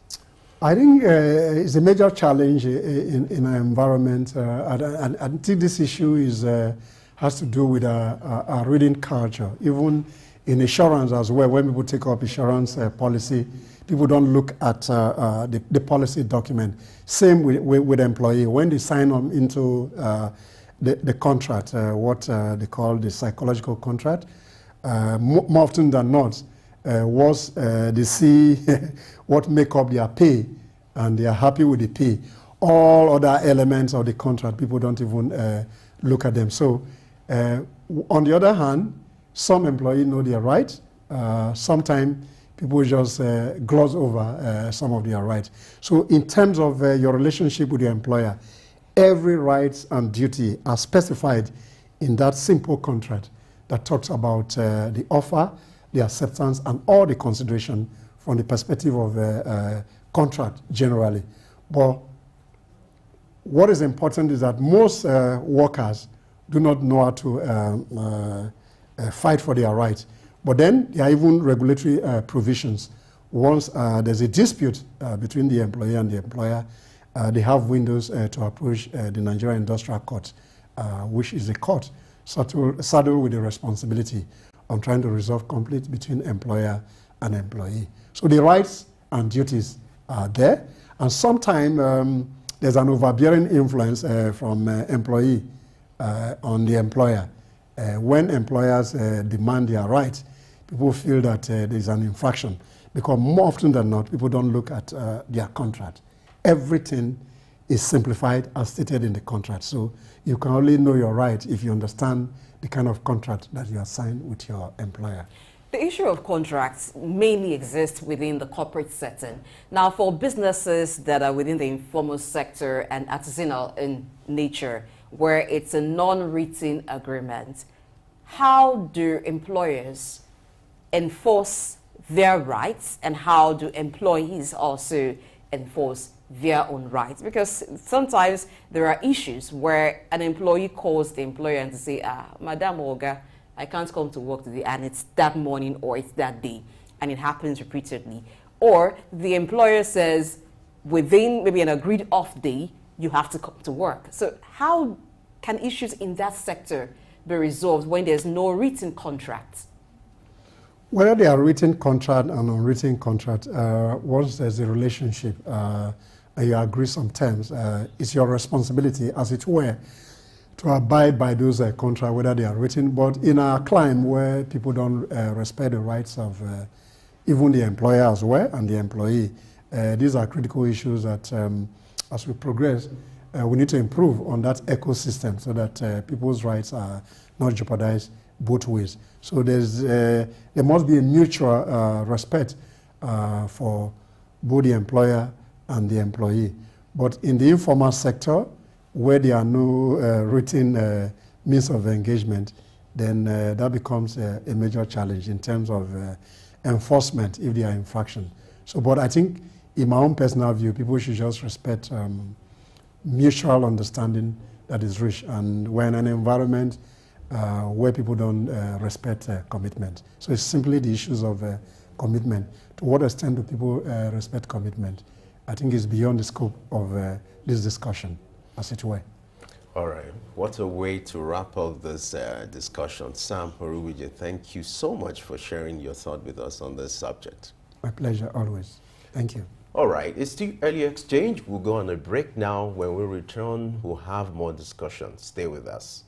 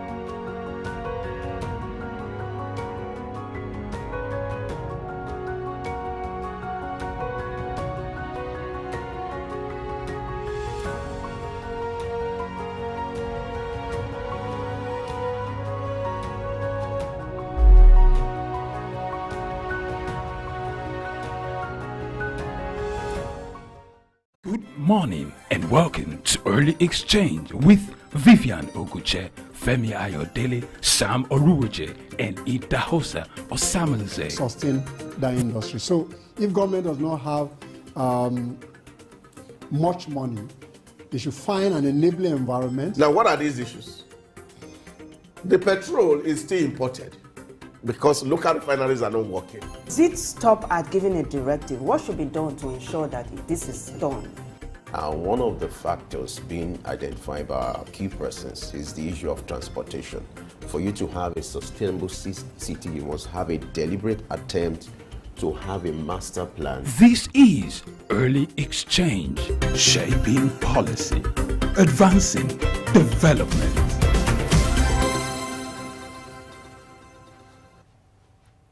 As far as early exchange is concerned, our obligation is to shape policy and advance this development. And in that regard, we've been looking at the labor movement in Nigeria. We've been looking at the plights of Nigerian workers. And as we speak, you know, the issue of minimum wage has been in the front burner. And now we'll be looking at the minimum wage law. To shed more light on this, we still have Sam with us in the studio. Sam, glad to have you join us once again on this segment. Thank you once again for having me. My pleasure always. All right. Now, let's look at the issue of minimum wage. You know, it's been part tussling between the NLC and the federal government. The last time minimum wage was reviewed was in 2019, where up to now it's at 30,000 naira. Let me put this to you. Do you think Nigeria is due for another review when it comes to minimum wage? Well, within the legal framework or policy framework from 1981, the National Minimum Wage Act that was reviewed in 2004, and the last one that was signed into law by Muhammadu Buhari, April 2019, made a provision that the workforce within Nigeria, whether private sector or public or private sector, that we have a need to have a minimum threshold for the payment of 30,000. But if you ask me, between 2019 and 2023, if you look at the rate of inflation, particularly food inflation, in the last 4 years or thereabout, I'm sure that the minimum wage of 30,000 can no longer take anybody to the market. Therefore, within the concept, which is a universal framework, is what you call COLA, C-O-L-A, which is cost of living adjustment. There's always a need to annually adjust wages in line with the minimum wage as stipulated by law. So I think there's a need to improve on that minimum wage, which is a minimum benchmark for employers to pay the minimum person on the payroll. So if you look at it from the point of view of inflationary trends, that 30,000 minimum has become a major challenge for the workforce, in my view. So there's a need not necessarily to review the law as it were, but then various unions that do collective bargaining for their workforce should find a way to see how that can be scaled up. But again, what is the ratio of productivity of the workforce? These are conversations that we must advance as we ask for more wages and salary. These are conversations. So what is the level of productivity? What is the efficiency of the workforce in terms of national productivity, in terms of organizational productivity? These are conversations that we must sustain to be able to see how we can do the COLA for Nigeria. All right, before we talk about performance evaluation, because that's the only way that the employer, in this case, is government, because the federal government of Nigeria has just done an upward review of workers' salary, can actually measure productivity.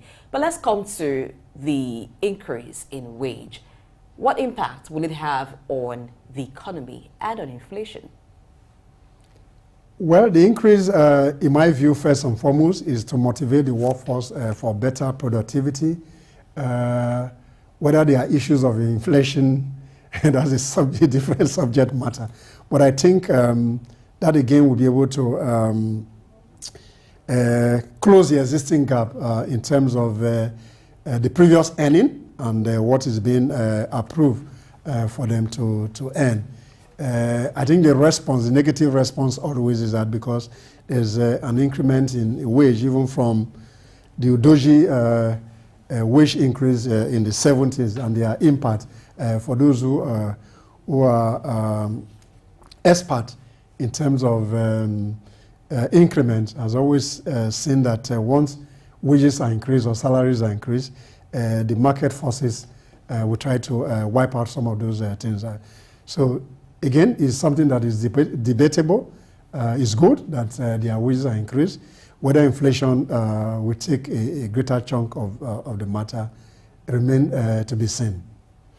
Let's look at what played out between the federal government and the labor movement on Sunday. You know, the president during his address increased the minimum wage by 25,000 naira for federal workers. You know, it started with the junior workers, and eventually there was, you know, criticism and then prevail on the federal government to increase it to cut across all federal workers. And what do you make of that development with the economic reality that we have now? Is it a good advancement, or Nigerian workers deserve more? I think so. I think for me is a kind of motivation for the workforce to put in their best. Labor, in their own right, we always speak for their workforce, but then this idea of always calling out for strike, personally I don't subscribe to that. There are other mechanisms in terms of industrial relations strategy that people can use to improve on the employees' welfare and how government react to employment issues. So the increment is a welcome development, and I think that will inspire the workforce to put in their best, and then that may, to a very large extent, enhance national productivity, as it were. So what is the impact of this new minimum wage on different industries and sectors, whether the private sector or all other industry? No, I think this again will become a major challenge, particularly for private sector operator. And I do know that there's a tripartite arrangement between the organized labor and the government. When issues of wages come into stream like this, the National Salaries Wages Commission may meet in an advisory capacity to see how they can do work the way forward, particularly for private sector. But then there's a major challenge even for the private sector. The operating business environment has been very critical to business owner. So when you're not making profit, you're just struggling to break even.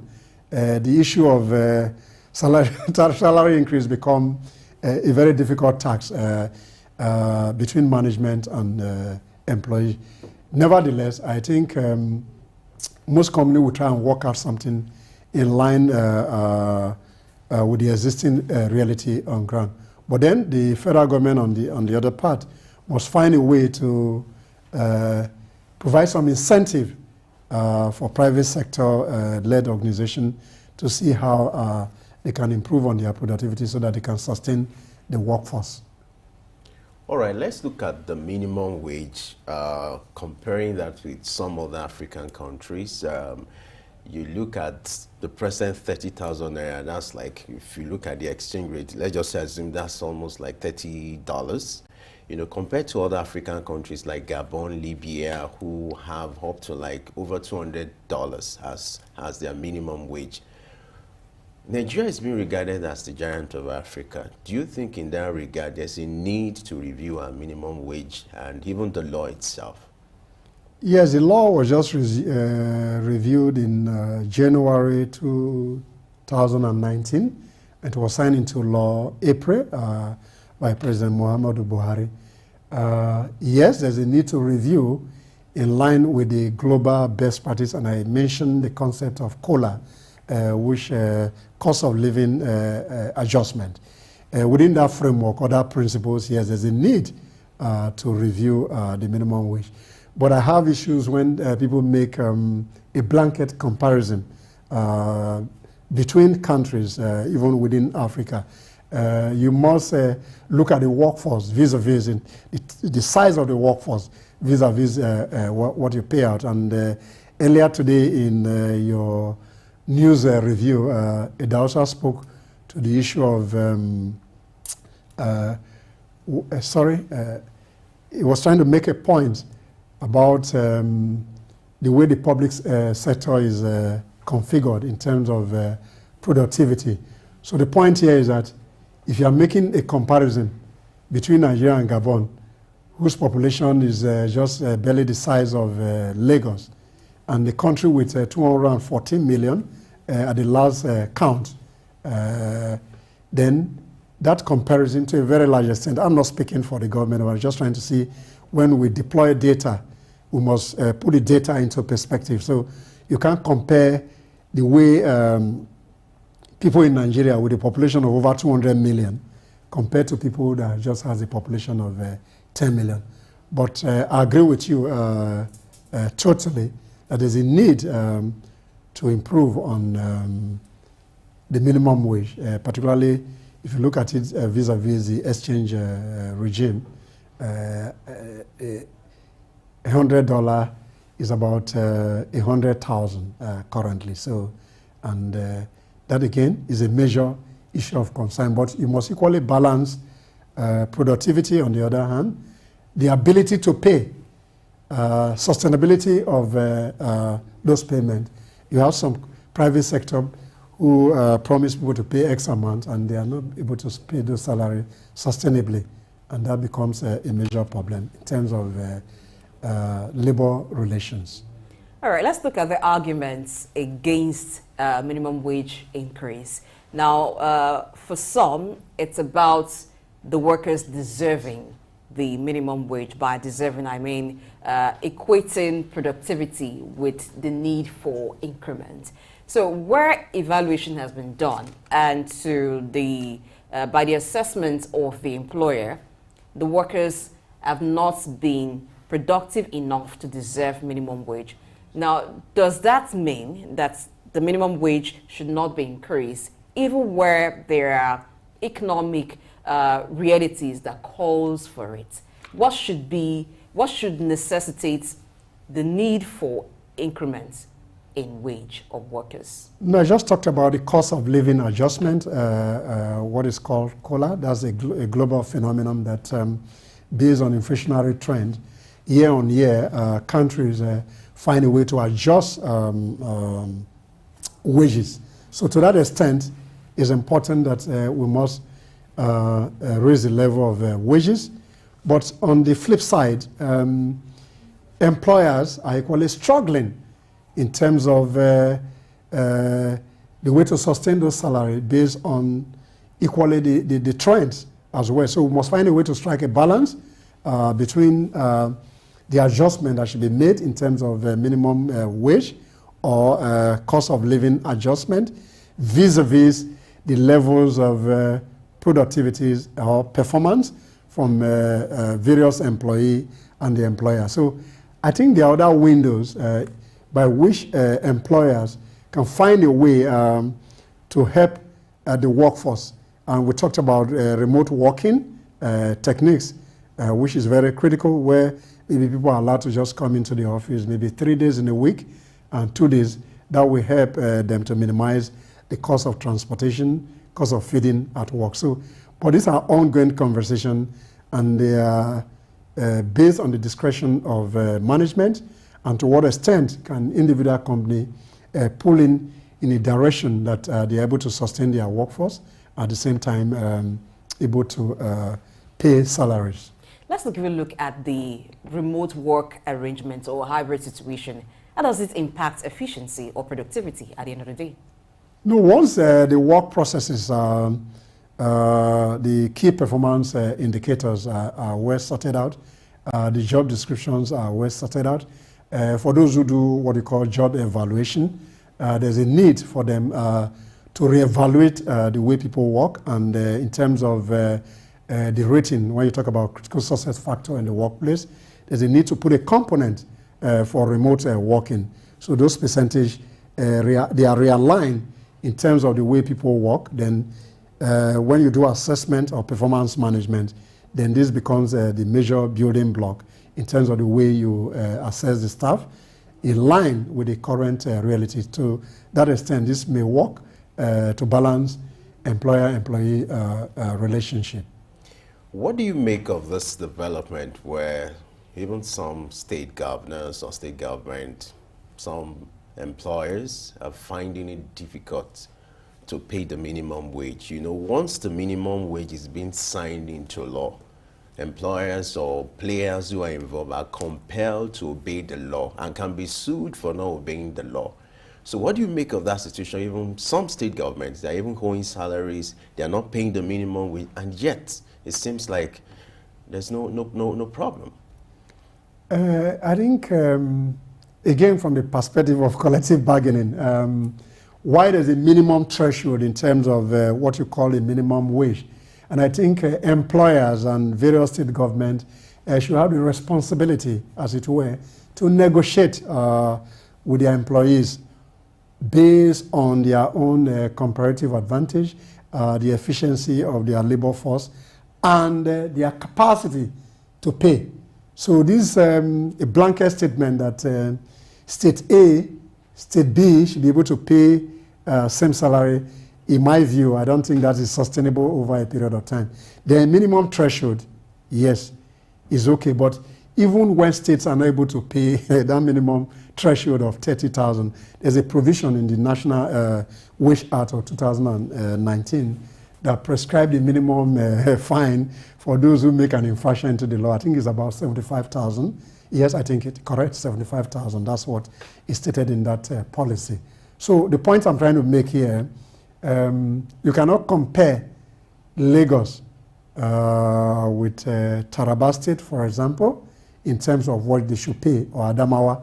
I think let states work out what is convenient for them to pay based on their peculiarity, the size of labor force that they need, in terms of their capacity and ability to pay.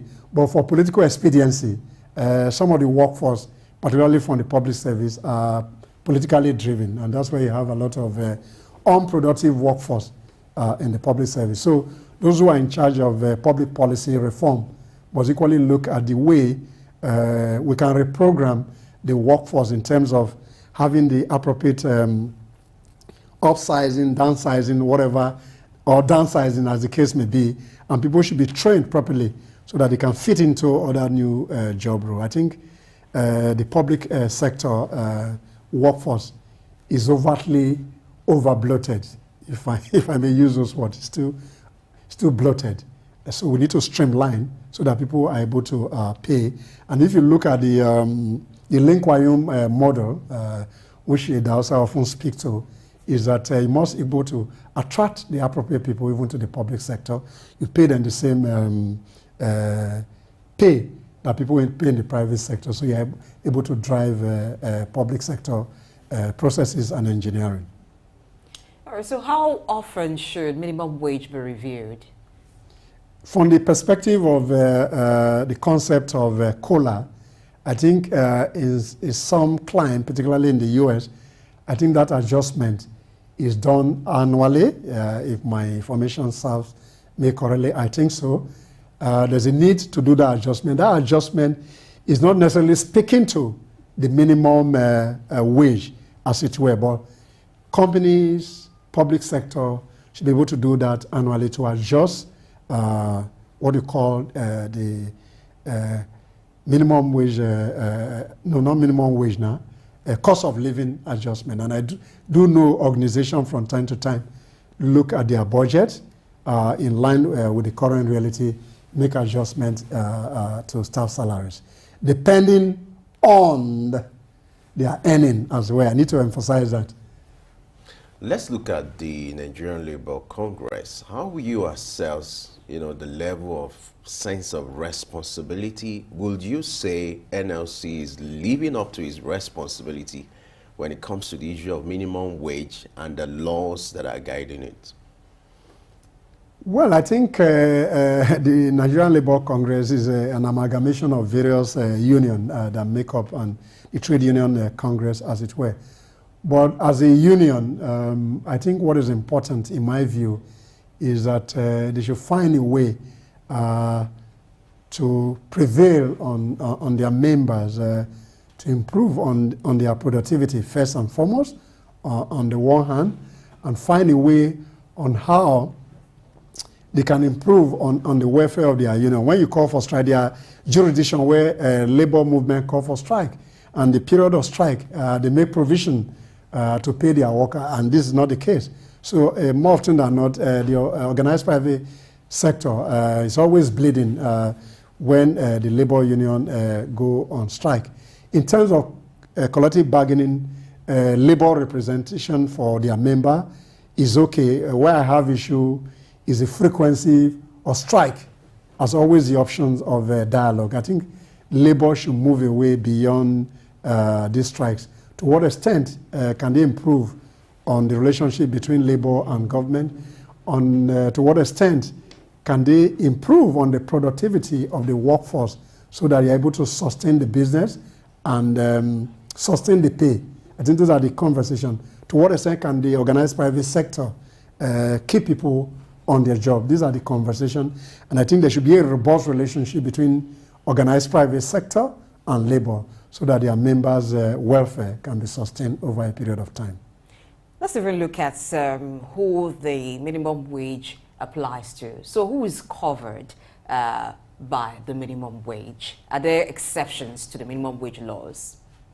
No, a minimum wage simply put a benchmark at which beyond that benchmark then becomes an infraction into the regulatory framework that set up the National Minimum Wage Act. So the benchmark, beyond that level, then anything below that level becomes a major challenge. So, but in terms of what people earn is a responsibility of bargaining, the way you're able to bargain with the employer in terms of your contribution, in terms of your experience, in terms of your capacity. So that minimum wage is just a minimum fulcrum in which employer-employees should discuss their wage and salaries issues. When it comes to this issue of minimum wage and the laws, you often see NLC like the vanguard of this fight of championing this cause. But what do you make of the athlete associations, the athlete unions? It seems their roles are missing. Don't you think they need to start complementing the effort of NLC, especially when it comes to the issue of minimum wage, compelling, employers to, obey the rules? And then when it comes to the issue of minimum wage, athlete union, for instance, you have that for journalists, you have Nigerian Union of Journalists. You hardly hear them talking about the minimum wage for journalists. Don't you think the athlete unions also need to start complementing the efforts of NLC? Femi, I think the challenge here is that for affiliate unions, they have engagement within their employers, within various sectors. But then some of the collective bargaining principles are not in the public sphere. So to that extent, various unions do this collective bargaining from time to time to improve on the welfare of the workforce of those various unions. But then the NLC is the umbrella body. In terms of advocacy, I think the NLC is louder in terms of the engagement with government, but various associations and affiliate body do the collective bargaining on behalf of the workforce. And I do know for sure with a company that I'm familiar with, I won't mention that name because of marketing issues so that you don't ask me to pay a bill.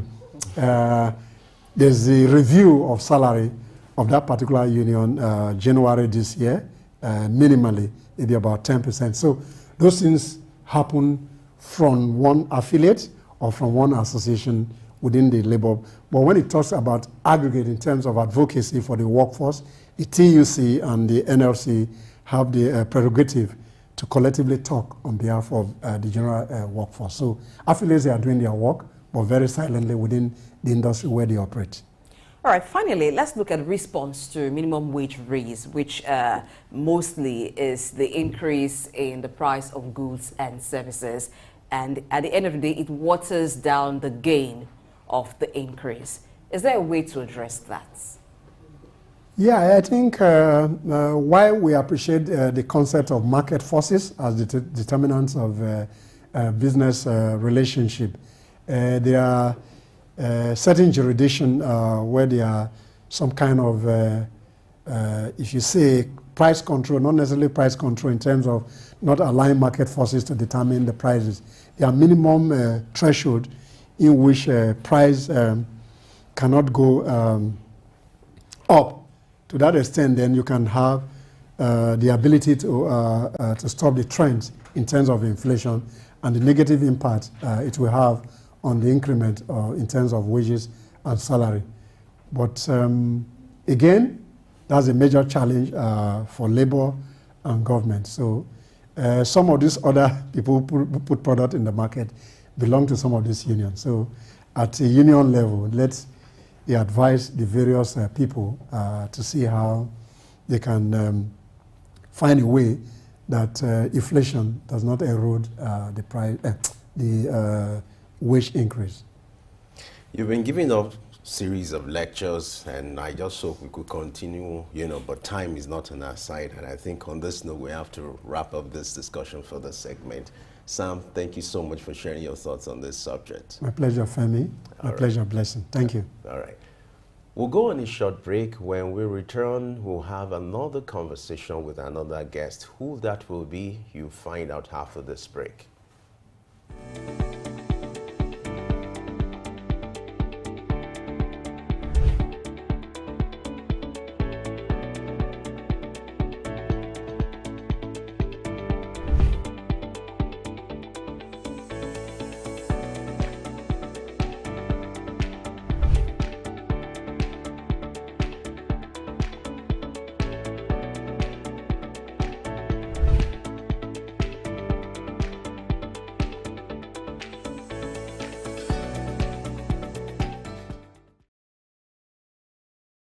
Business sustainability, where you have a shortage of liquidity, it's not going to kill the sustainability of the business.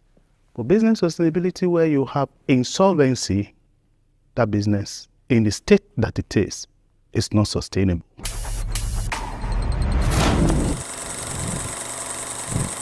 People tend to think that the two are the same, liquidity and solvency. So they believe that if you are illiquid, then you are insolvent. There's nothing further from the truth. In the lifespan of a business, there are periods when the time before they receive money and the time that they need to spend money have a gap in between. And if you do not spend the money, even if you don't have it, maybe it's in receivable, which means people are owing you, you've given them 30 days to pay and it's not yet 30 days. And if you don't spend what you need to spend, you lose an opportunity. So what you do in that instance is to approach a bank and take an overdraft or a loan in order that you can have that money to spend, whereas waiting for what you are owed to come back. In this situation, it is assumed that the assets of the business is much more than the liabilities of the business. It's just a temporary need of cash. That is liquidity, and that is a situation of blocking an illiquidity gap. This is very different from solvency and insolvency. When your company is solvent, it's sustainable because the sum total of the assets are more than the sum total of the liabilities. So you may be solvent and have a liquidity shortage. It's not as serious. But when you have a situation of illiquidity, it means that the sum total of your assets are smaller than the sum total of your liabilities. In plain English, the people that owe you in terms of amount is smaller than the people that you owe in terms of amounts, even if you sell everything, in which case, continually putting money into that business will be like pouring water in a basket, because it probably suggests that there is something fundamentally wrong with the business. Maybe the units of economics. Maybe you're producing so consistently at a cost higher than you are selling. Bringing in more money won't help you. PE money, bank money, your own money will not help you. You need to then go and look into the business and fix that fundamental flaw before you then seek to inject liquidity or funds. So when you look at business sustainability, you are protected in a situation of illiquidity if your assets, sum total, is more than your liabilities. On the other hand, if your liabilities is more than your assets, you have insolvency. And there is no point pouring water into a basket. Check whether your business is long-term sustainable, and if not, then fix it before you put in more money.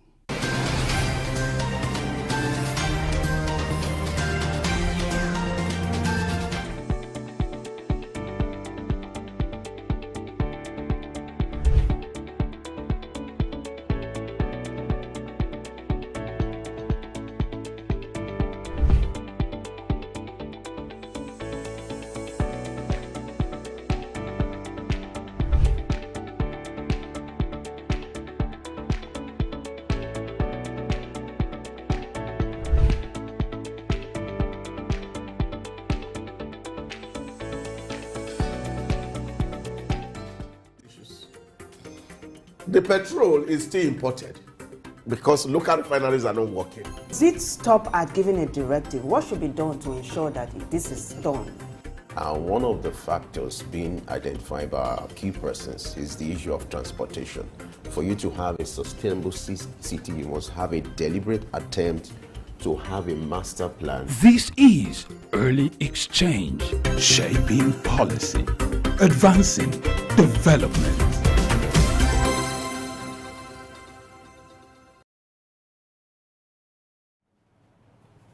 Thanks for staying tuned to Early Exchange. In case you just joined us, we're looking at labor laws and regulation, how timely it is to talk about this. And we've looked at minimum wage. We've also looked at work hours and overtime. It's time for us to look wholly now at workers' rights. And Dausa Usamanze have rejoined us here in the studio. Welcome back.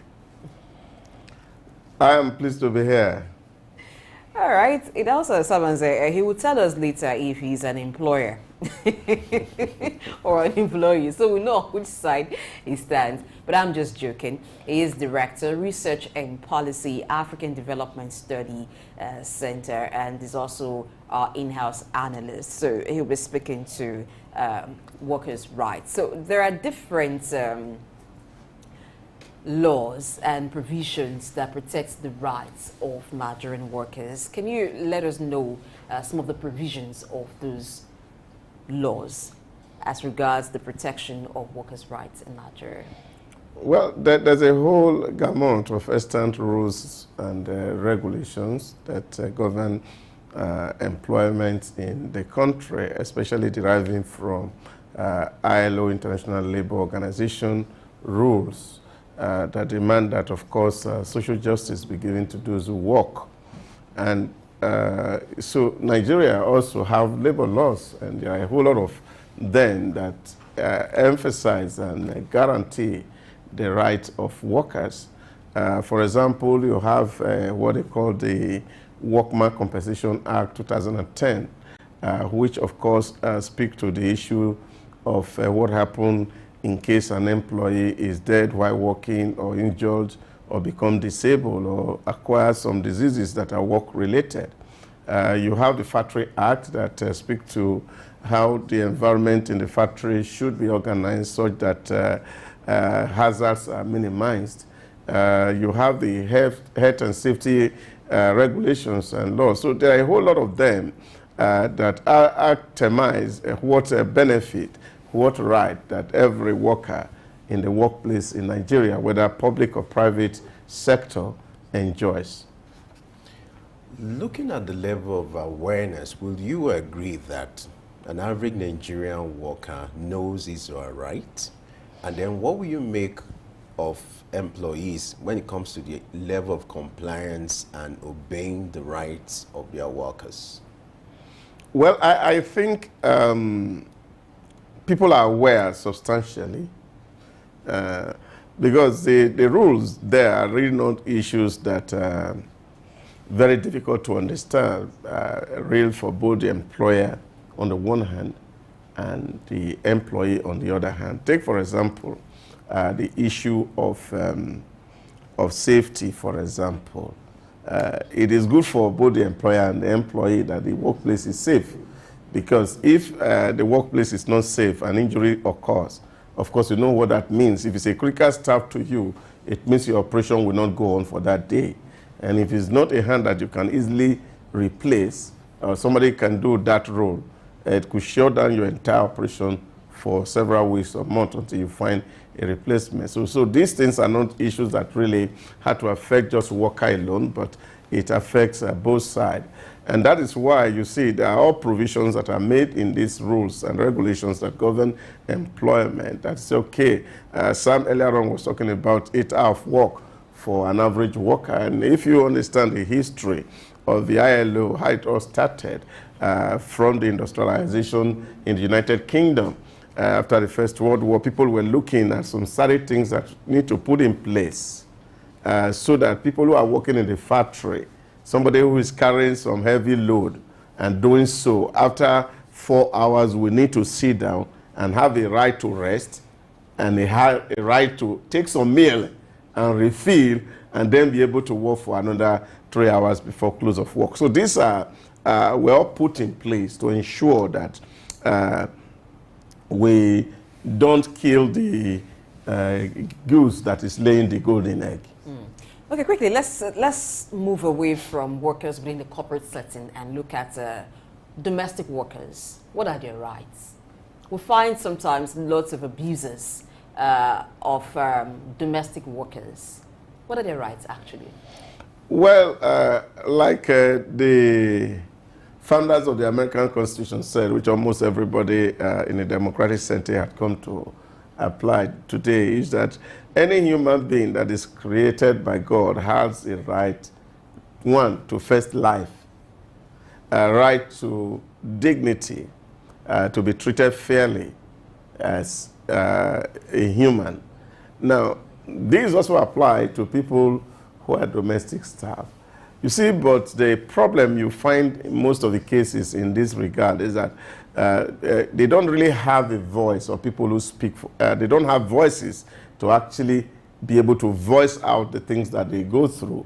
And it's not as if the people who are mistreating them really are not aware of the consequences of the things that they are doing.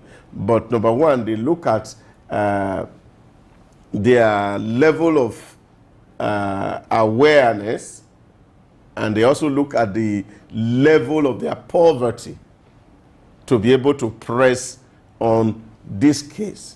And this is where, for example, we will need, like in Nigeria as they do in other places, that people have access to who to call immediately. And that will not happen until houses are integrated to actually be able to trace where something is happening. Like you go to other places, if a child is being abused by spirit, he call 119. And it won't take a moment for police to show in that place and rescue that child. And then, of course, the child tells the police, this is what I'm suffering in the house of my parent. And sometimes you see even the state intervening and taking the child away of safe, or your parent is becoming irresponsible. And I think those are the things that we all need to put, that needs to be put in place. Take, for example, if, for example, these categories of workers talk about, understand that there's a number they can die.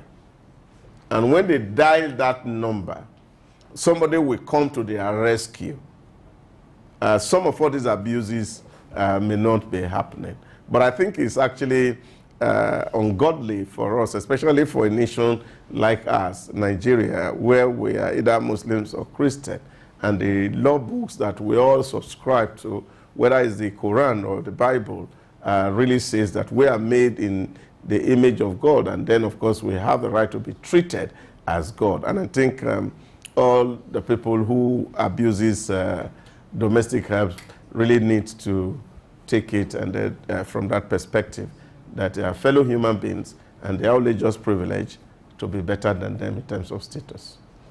Talking about workers' rights, I would like us to look at some of these rights. One of them is the issue of contract of engagement or contract of employment. You have a situation where some companies don't even give contract. In fact, as simple as ID card, they don't issue it to their workers. What do you make of that development, and how do you begin to correct that narrative? Well, I don't think identification is a problem really for workers, and the right of workers really get beyond what ability to get an ID card, what it is. Now, in terms of contracting, and this is where really we need to really understand the history, you know, of all this right, where they talk about the right for association coming from LLO, and this were because critically in Karl Marx's writing in the early 17th century, he speaks to the issues about workers not protected because according to him, if you have read the Communist Manifesto by Karl Marx and Engels, the fact they alluded to in that document was the fact that there's always a class struggle between the workers and the employers. And then, of course, you see, at the time it was the feudal lord and the fiefs. And then at the time it became the capitalists and the workers. And the chances then was that there was always a tendency by the capitalists to exploit the workers. And therefore, they started to advocate. And in that document, really, according to Karl Marx, the workers were actually the great diggers of the capitalists.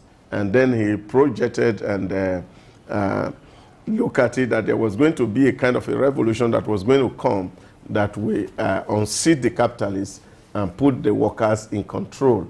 And of course, that's well known that led to socialism and communism, which was the highest state of the workers actually winning the war between the capitalists and the state. Now, we bring that into employment today. For me, really, they are not right fits. And this is the real issues that we have to determine. I had to ask a question to somebody recently, and he said, oh, well, you know, the economic situation is so hard, and because the economic situation is so hard, I need to pay so much. And I said, the economic situation is hard even for the employee too. The employer has a real burden of paying you wage. And the real question to ask today is, how should wage be determined?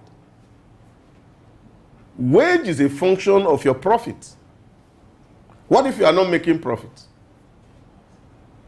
Isn't it supposed to be statutory, obligatory? Yes, when you say it's obligatory, the person who is commissioning you to work for him is expecting that the work you do will produce some level of profit. And out of the profit that the job make, then we are able to share it between the owner of capital and those who produce the capital. That is the idea of contracting. So it's not as if that I'm going to borrow money from one central bank or going to pluck some notes from one magic tree and then keep it in an employment that is not producing anything, and then I am duty bound by contract to give you employment. This is where, for me, the conversation really needs to start. And that's why every time I see where, of course, you talk about labor disputes, you must also be thinking, because this is important and this is very critical. And you see in situations where states are not actually productive. They are not making any revenue. Somebody just come to the office, sit down from morning till evening, and then at the end of the month, expect that he's going to be paid. So payments are tied to the level of productivity. So everybody is working together as a team to get resources so that at the end of the day, we have made substantial profit. And what is going to be shared is the profit that is made. So if an investor put money on the ground, for example, from the private end, he's expected to make some profit. And so he is recruiting people who are going to deliver this service that are going to be sold. Now, if the service is sold and the profit comes, then of course, the worker is entitled to a pay.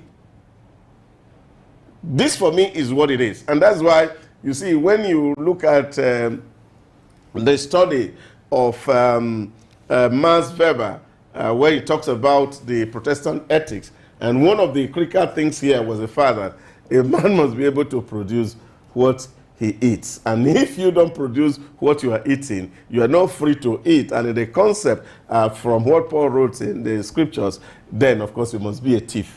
Okay, let's look at profit. Can we bring some clarity to profit, what profit exactly means? Basically. Is it only about money? Because, for instance, let's take the police force. If the government says, for instance, that if I don't get profit, or if the government doesn't get profit from the police force, it won't maybe increase wage, what kind of profit would the government be looking at from security agencies? I'm just using that as an analogy. Okay. It's very easy to calculate and determine. Now, if there's a breakdown of law and order in Nigeria today, for example, we can determine what it would take for us to fight crime. Value can be put on it in terms of, number one, what is the cost of crime? We can calculate it. So that's why you see these people, they are playing in the area of social service. That's what it is. So you're paying them because you see they are protecting critical assets that if they are lost, there be quantum of money. So it's just like me as a private business person, paying a security person who is in this premise, overseeing everything, knowing that if, for example, one of my equipment is stolen, the cost of replacing it is high. So I spread it as a wage for the security personnel. The same is what the government is doing for social agencies. So this is where, of course, the calculations is done by the say, what is your contribution to the level of productivity? You have different departments, and everybody is not going to be directly involved. For example, we are producing product X. Now you have the people who has their hand in the work, in the factory, ensuring that this product comes out meeting the requisite standard and the rest of it. But you also have people who have responsibility to go and deliver these things that they get to the customer. And of course, funds are collected and come back. So profit is what you make at the end of the day, after all expenditure and taxes are removed. What is left is your profit. And that is shared between everybody who is contributing one way or the other to the system.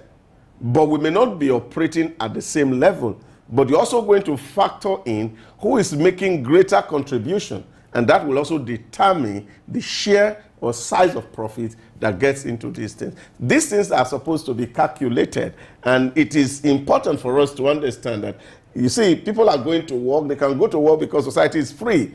The army is doing and keeping the borders safe. The police are working. The customs are ensuring that disasters are not coming into the country through the port and the land borders. So all these people are contributing. And at the end of the day, if the nation make SY amount, then they can afford to distribute this based on the contributions of each and every sector. Let's look at the right of association. You know, an average worker in Nigeria is obliged to be a member of a trade union. But you have a situation where some, employers discourage the issue of unionism in their association. What do you make of that development, even though it's a right peculiar to workers? But some employers discourage unionism at their local level or their organization. Well, I think most of all these things are all based on experience. For me as a person, for example, I don't subscribe to a national-based agency like we have NLC. Because if you take, for example, say Nigerian Labour Congress, why should we have Nigerian Labour Congress?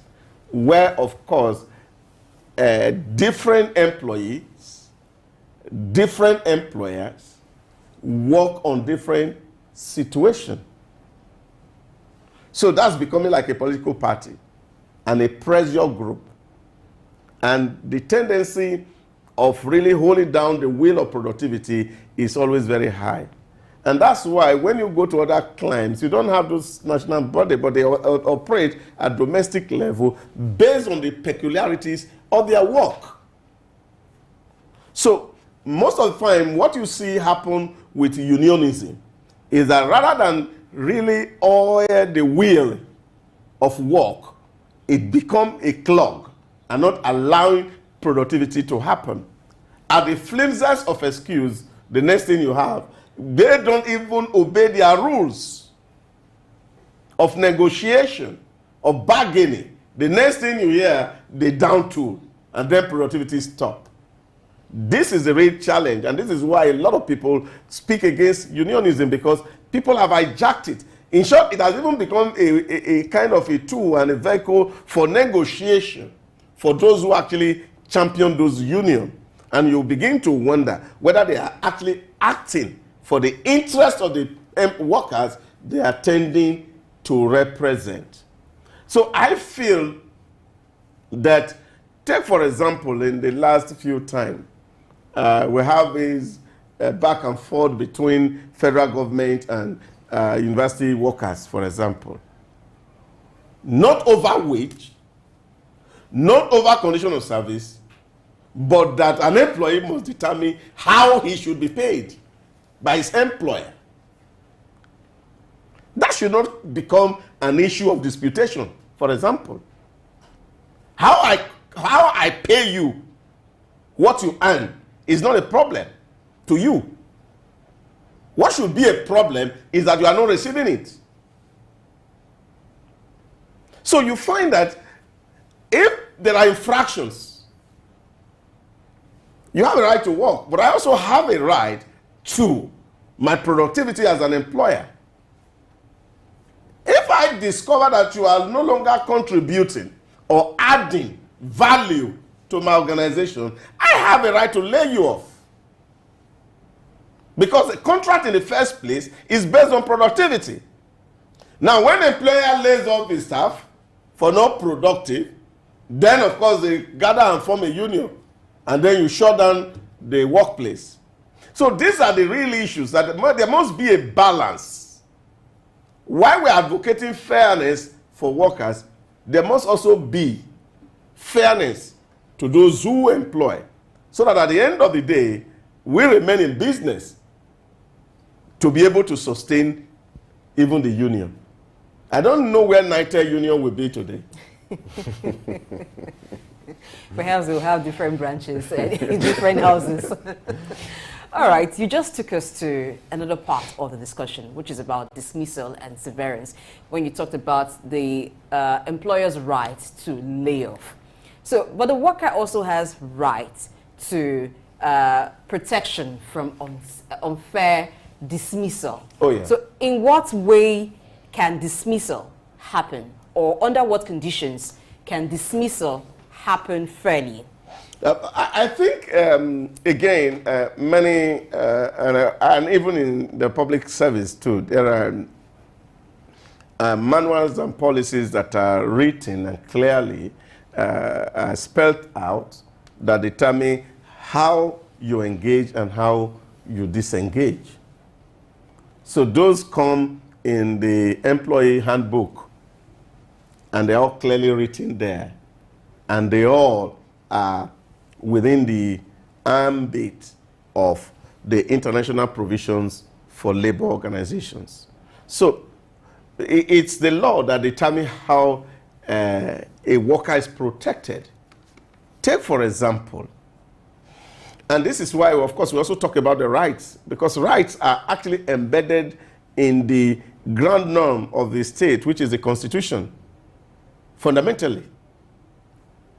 No matter what your employment policy look like, it must not substantially deviate from the Constitution of the Federal Republic of Nigeria, for example, especially Section 2 of our Constitution that speaks to the fundamental and objective principles of the state, which guarantee the rights of the citizens.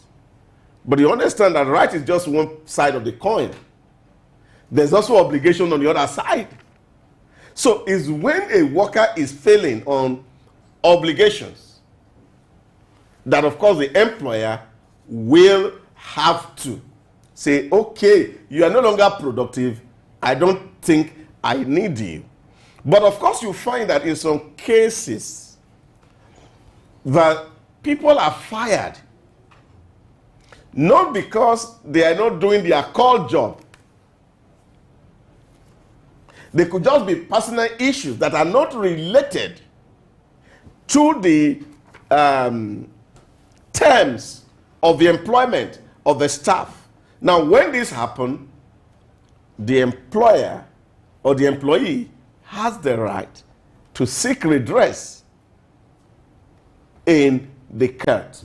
And now, when you are seeking redress, you know that if you're going before law, they don't go there with emotions or passions. You go there with facts to prove that this thing happened, or they are not work-related, or as a result that I have suffered injury, for example, or disability, or I got sick as a result of my daily routine, and then I'm being sacked.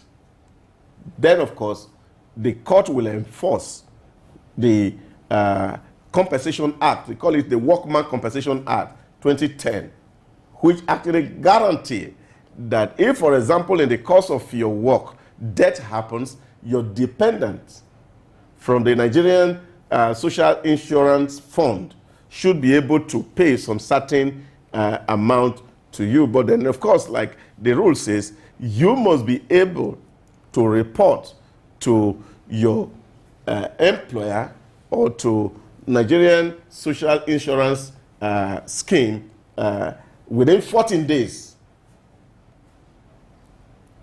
Within these issues that happen.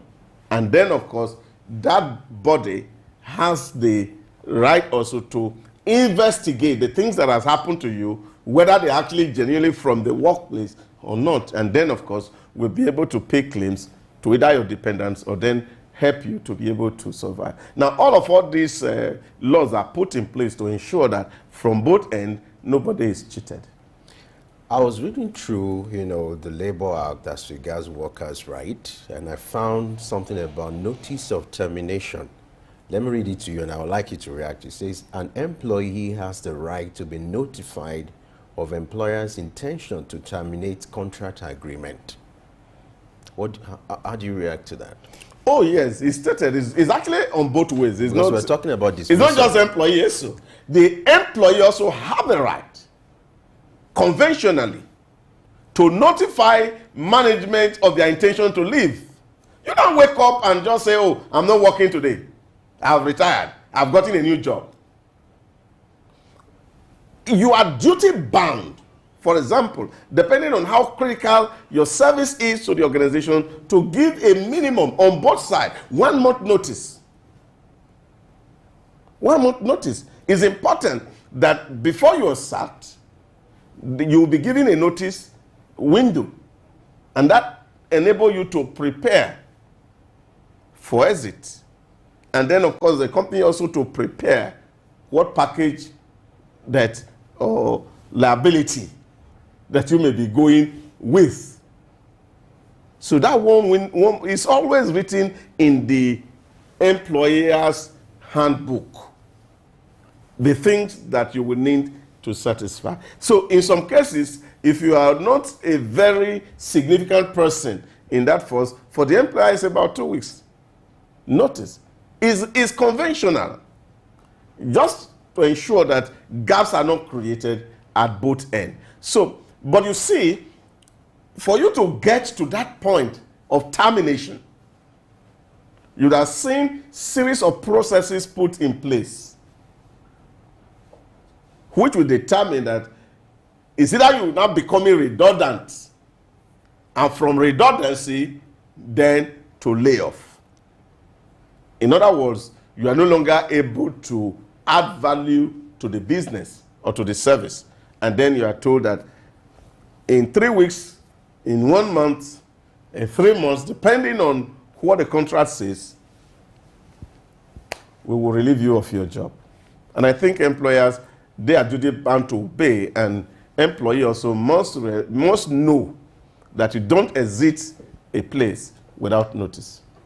Okay, talking about severance package, in some cases, particularly in the public service, when government does a downsizing of its workforce, even when it's dismissal, but for some workers who have put in a particular number of years, it then qualifies as some form of retirement.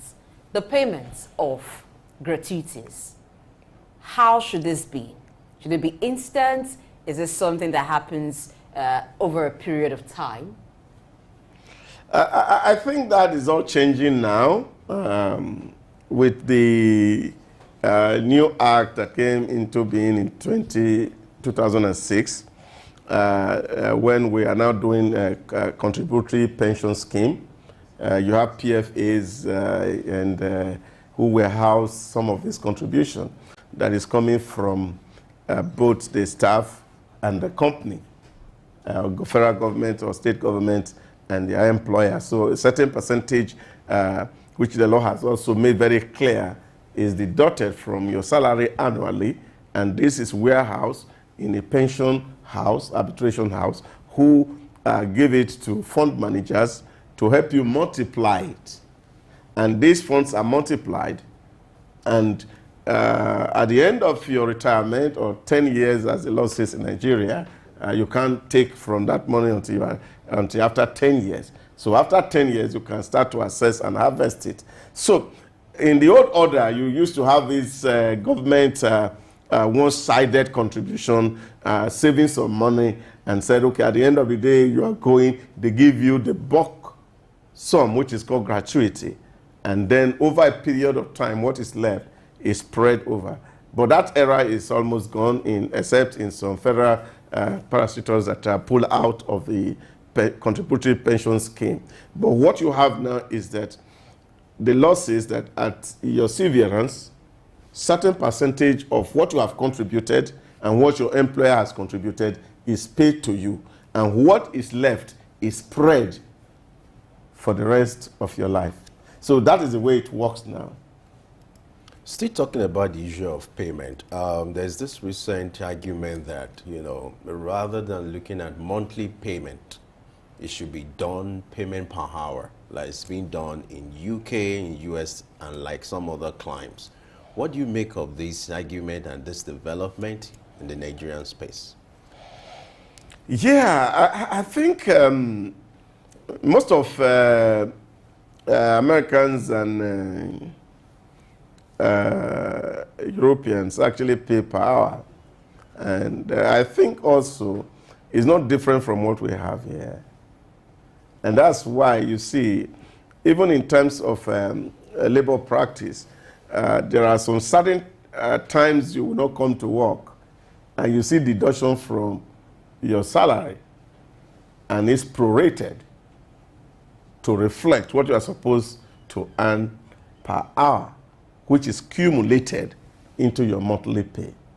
So I don't think it's a very substantial problem determining what you earn. It's just that what companies and public sector will do is that, see, when, of course, there are absentees or sometimes that are done without permissions, you see some of these deductions are done and they are prorated based on hourly pay. So it's expected that you are working for 8 hours. 8 hours make for 5 days, and 5 days will make for 20 or 21 days in a month, depending on the number of days, or 25 days in some cases for those who work on Saturday. So you find that this is what is cumulated as your monthly pay. Let me bring this angle to it. For public service, you have people who want to resume at 8 o'clock, and you see them resuming at 10. Some even leave before 5, maybe 2 and 3. And so the number of hours expected for them to work for that day is not being, obeyed. And as a result, that's why this argument is coming up. Okay, rather than paying people, monthly at the end of the month, why don't you pay them daily based on the number of hours devoted to the job? Well, I also think you also look at people are not just, even in the Americans where you are saying people are paid hourly, depending, it's a wage. Maybe somebody is on a contract and then just something that you're going to do 1 week, then of course you can be paid daily. But if it's an official job, yes, you are earning, like in some states in America, it's $7 per hour. But it's paid at the end of the month, really. It's not as if you work every day, the company will come out and they'll be giving you your daily pay. It's still cumulated to monthly pay.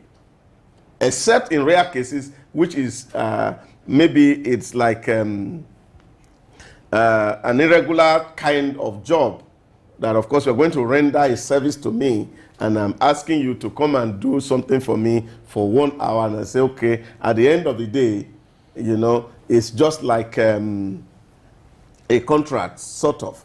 I'm trying to look for the right word to use now in labor relations. So you just do this work. It's an ad hoc work that you will pay daily.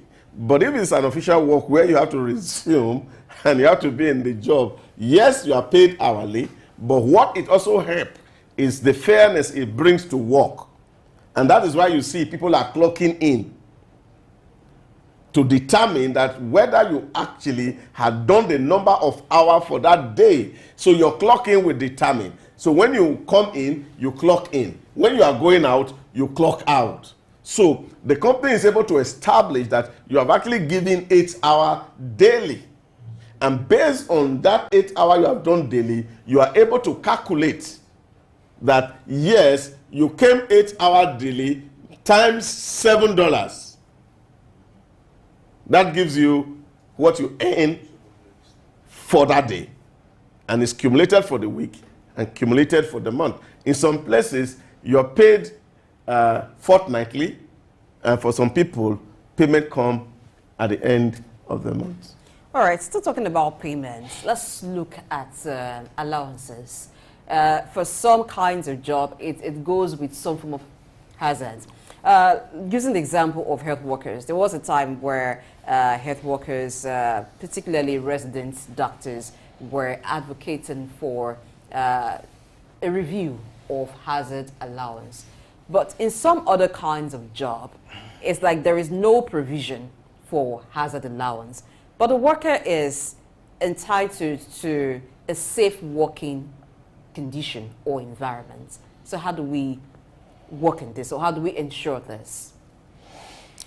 Well, I think the provision is said, we said it at the beginning of this conversation, employer safety or employee safety is beneficial to both the employee and the employer at the same time, because that's only what will guarantee productivity at the end of the day. That the real purpose why you are in business is only meant when everybody is safe and protected. And so the law really provides that, of course, the employer must create a safe environment for the worker, and not just create a safe environment, also train the worker on both safety and health tips.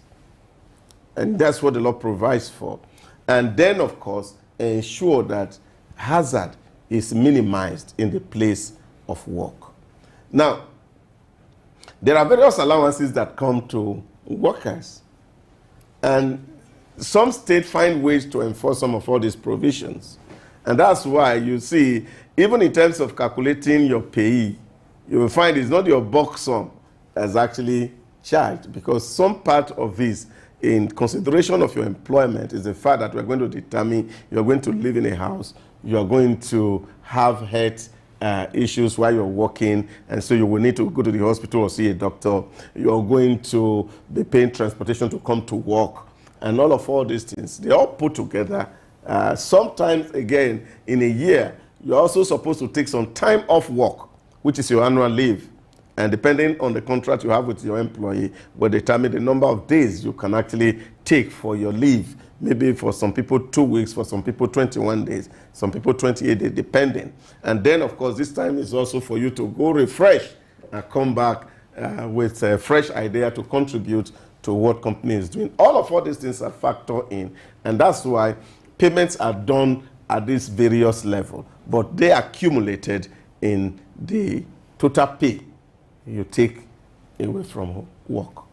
All right, as we wrap up, what will be your expectation from the Nigeria Labour Congress and the federal government looking at how to improve the welfare of Nigerian workers? Well, why speaking to my expectation is just one. I've always had this argument, and unfortunately we tried to really bring to life some years ago in 2010 when Nigeria was 50, the idea of 1 meal, 1 nation. What was behind that idea at that time was to see how we can increase the size of the national cake. And I think this must also be very critical to NLC. It's not just about tasking government in terms of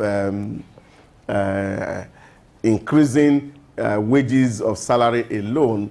And I think they also must also be interested in the level of productivity of their members in terms of contribution. This is also very fundamental, because it's only when you make profit, really, that you can determine the right wage to be paid. Situation where since 2014, the government in Nigeria, in quote, has been borrowing money to pay salary. I don't think it's healthy. I don't think it's sustainable. And I think people should be able to sit down really and objectively look at issues dispassionately and see, are we really making progress? I have argued somewhere and somebody said, look, oh no, government should pay well. Yes, government can pay well. Why really not think about seeing how to actually get an exit strategy in place for society people to move out? This was also experimented some years back in the UAE, about 2 or 3 years ago, where, of course, the Emirates determined, they said, okay, those who are working in public sectors, we don't think that there will always be a room here because things are as they are. So go and try your hand in business. And they gave them sabbatical leave, which of course was unusual. You know, it's only those in academics that do sabbatical leave. Public service in the UAE were given opportunity to go for sabbatical leave, to go try their hands in business, to see if that would be more profitable to them. So these are some of the things that government also need to put in place. I also remember very vividly too that in the UAE, the Etisalat, which of course we see work here, was established to empower the teachers in the UAE. Because government can't pay so much money, what they did was to set up a Etisalat as an alternative to the Dubai, they have 2 lines in Dubai. They have Do and they have Etisalat. Now the Etisalat was set up to enable them empower the teachers. So every teacher was supposed to buy 40,000 units of Etisalat deliberately by the government. But they know that the teacher has no 40,000 dirhams to pay for that unit. What they did was that the government set it up and took the money bit by bit from their salary. And so the company over the last 15 years have been making series of profits. And now who are the beneficiaries? The real shareholders are the ordinary teachers. So they are not just earning salary from government, they are also earning dividends from their investment in that place. And all these things are put in place to provide succor and a safe and a profitable environment for workers. And I think we can borrow leaves for people that have done well, and we don't necessarily need to reinvent the wheel. But most importantly, unions need to be also considerate so that the employers can breathe. It's only when employer breathes that then, of course, their salary and their livelihood will be guaranteed. Okay, thank you, Dausa Samanze, for being with us here in the studio for the discussions. I think it's for everyone, both the employers and the employees, also to respect each other's rights so they can all breathe and we can have a well-ventilated working space. I like that punchline. Make the employers breathe. Maybe the employees will let them breathe. We all need to breathe. Well, that's been the show today. It's been a wonderful one for workers and also for employers to know their rights, and for everyone to know that they need to work within the limits of their rights to ensure productivity, because that's the aim of every working environment, every organization, whether within the public space or the private space, is for productivity. I am Blessing Aiche. Business Insight comes up at 10 a.m. Join us again for Early Exchange tomorrow, 7 a.m. West African time. In Femi. And don't forget, you can do a catch-up on our YouTube channel. And to all Nigerian workers out there, ensure you're a good ambassador of Nigeria. I am Femi Ayodele. Bye for now.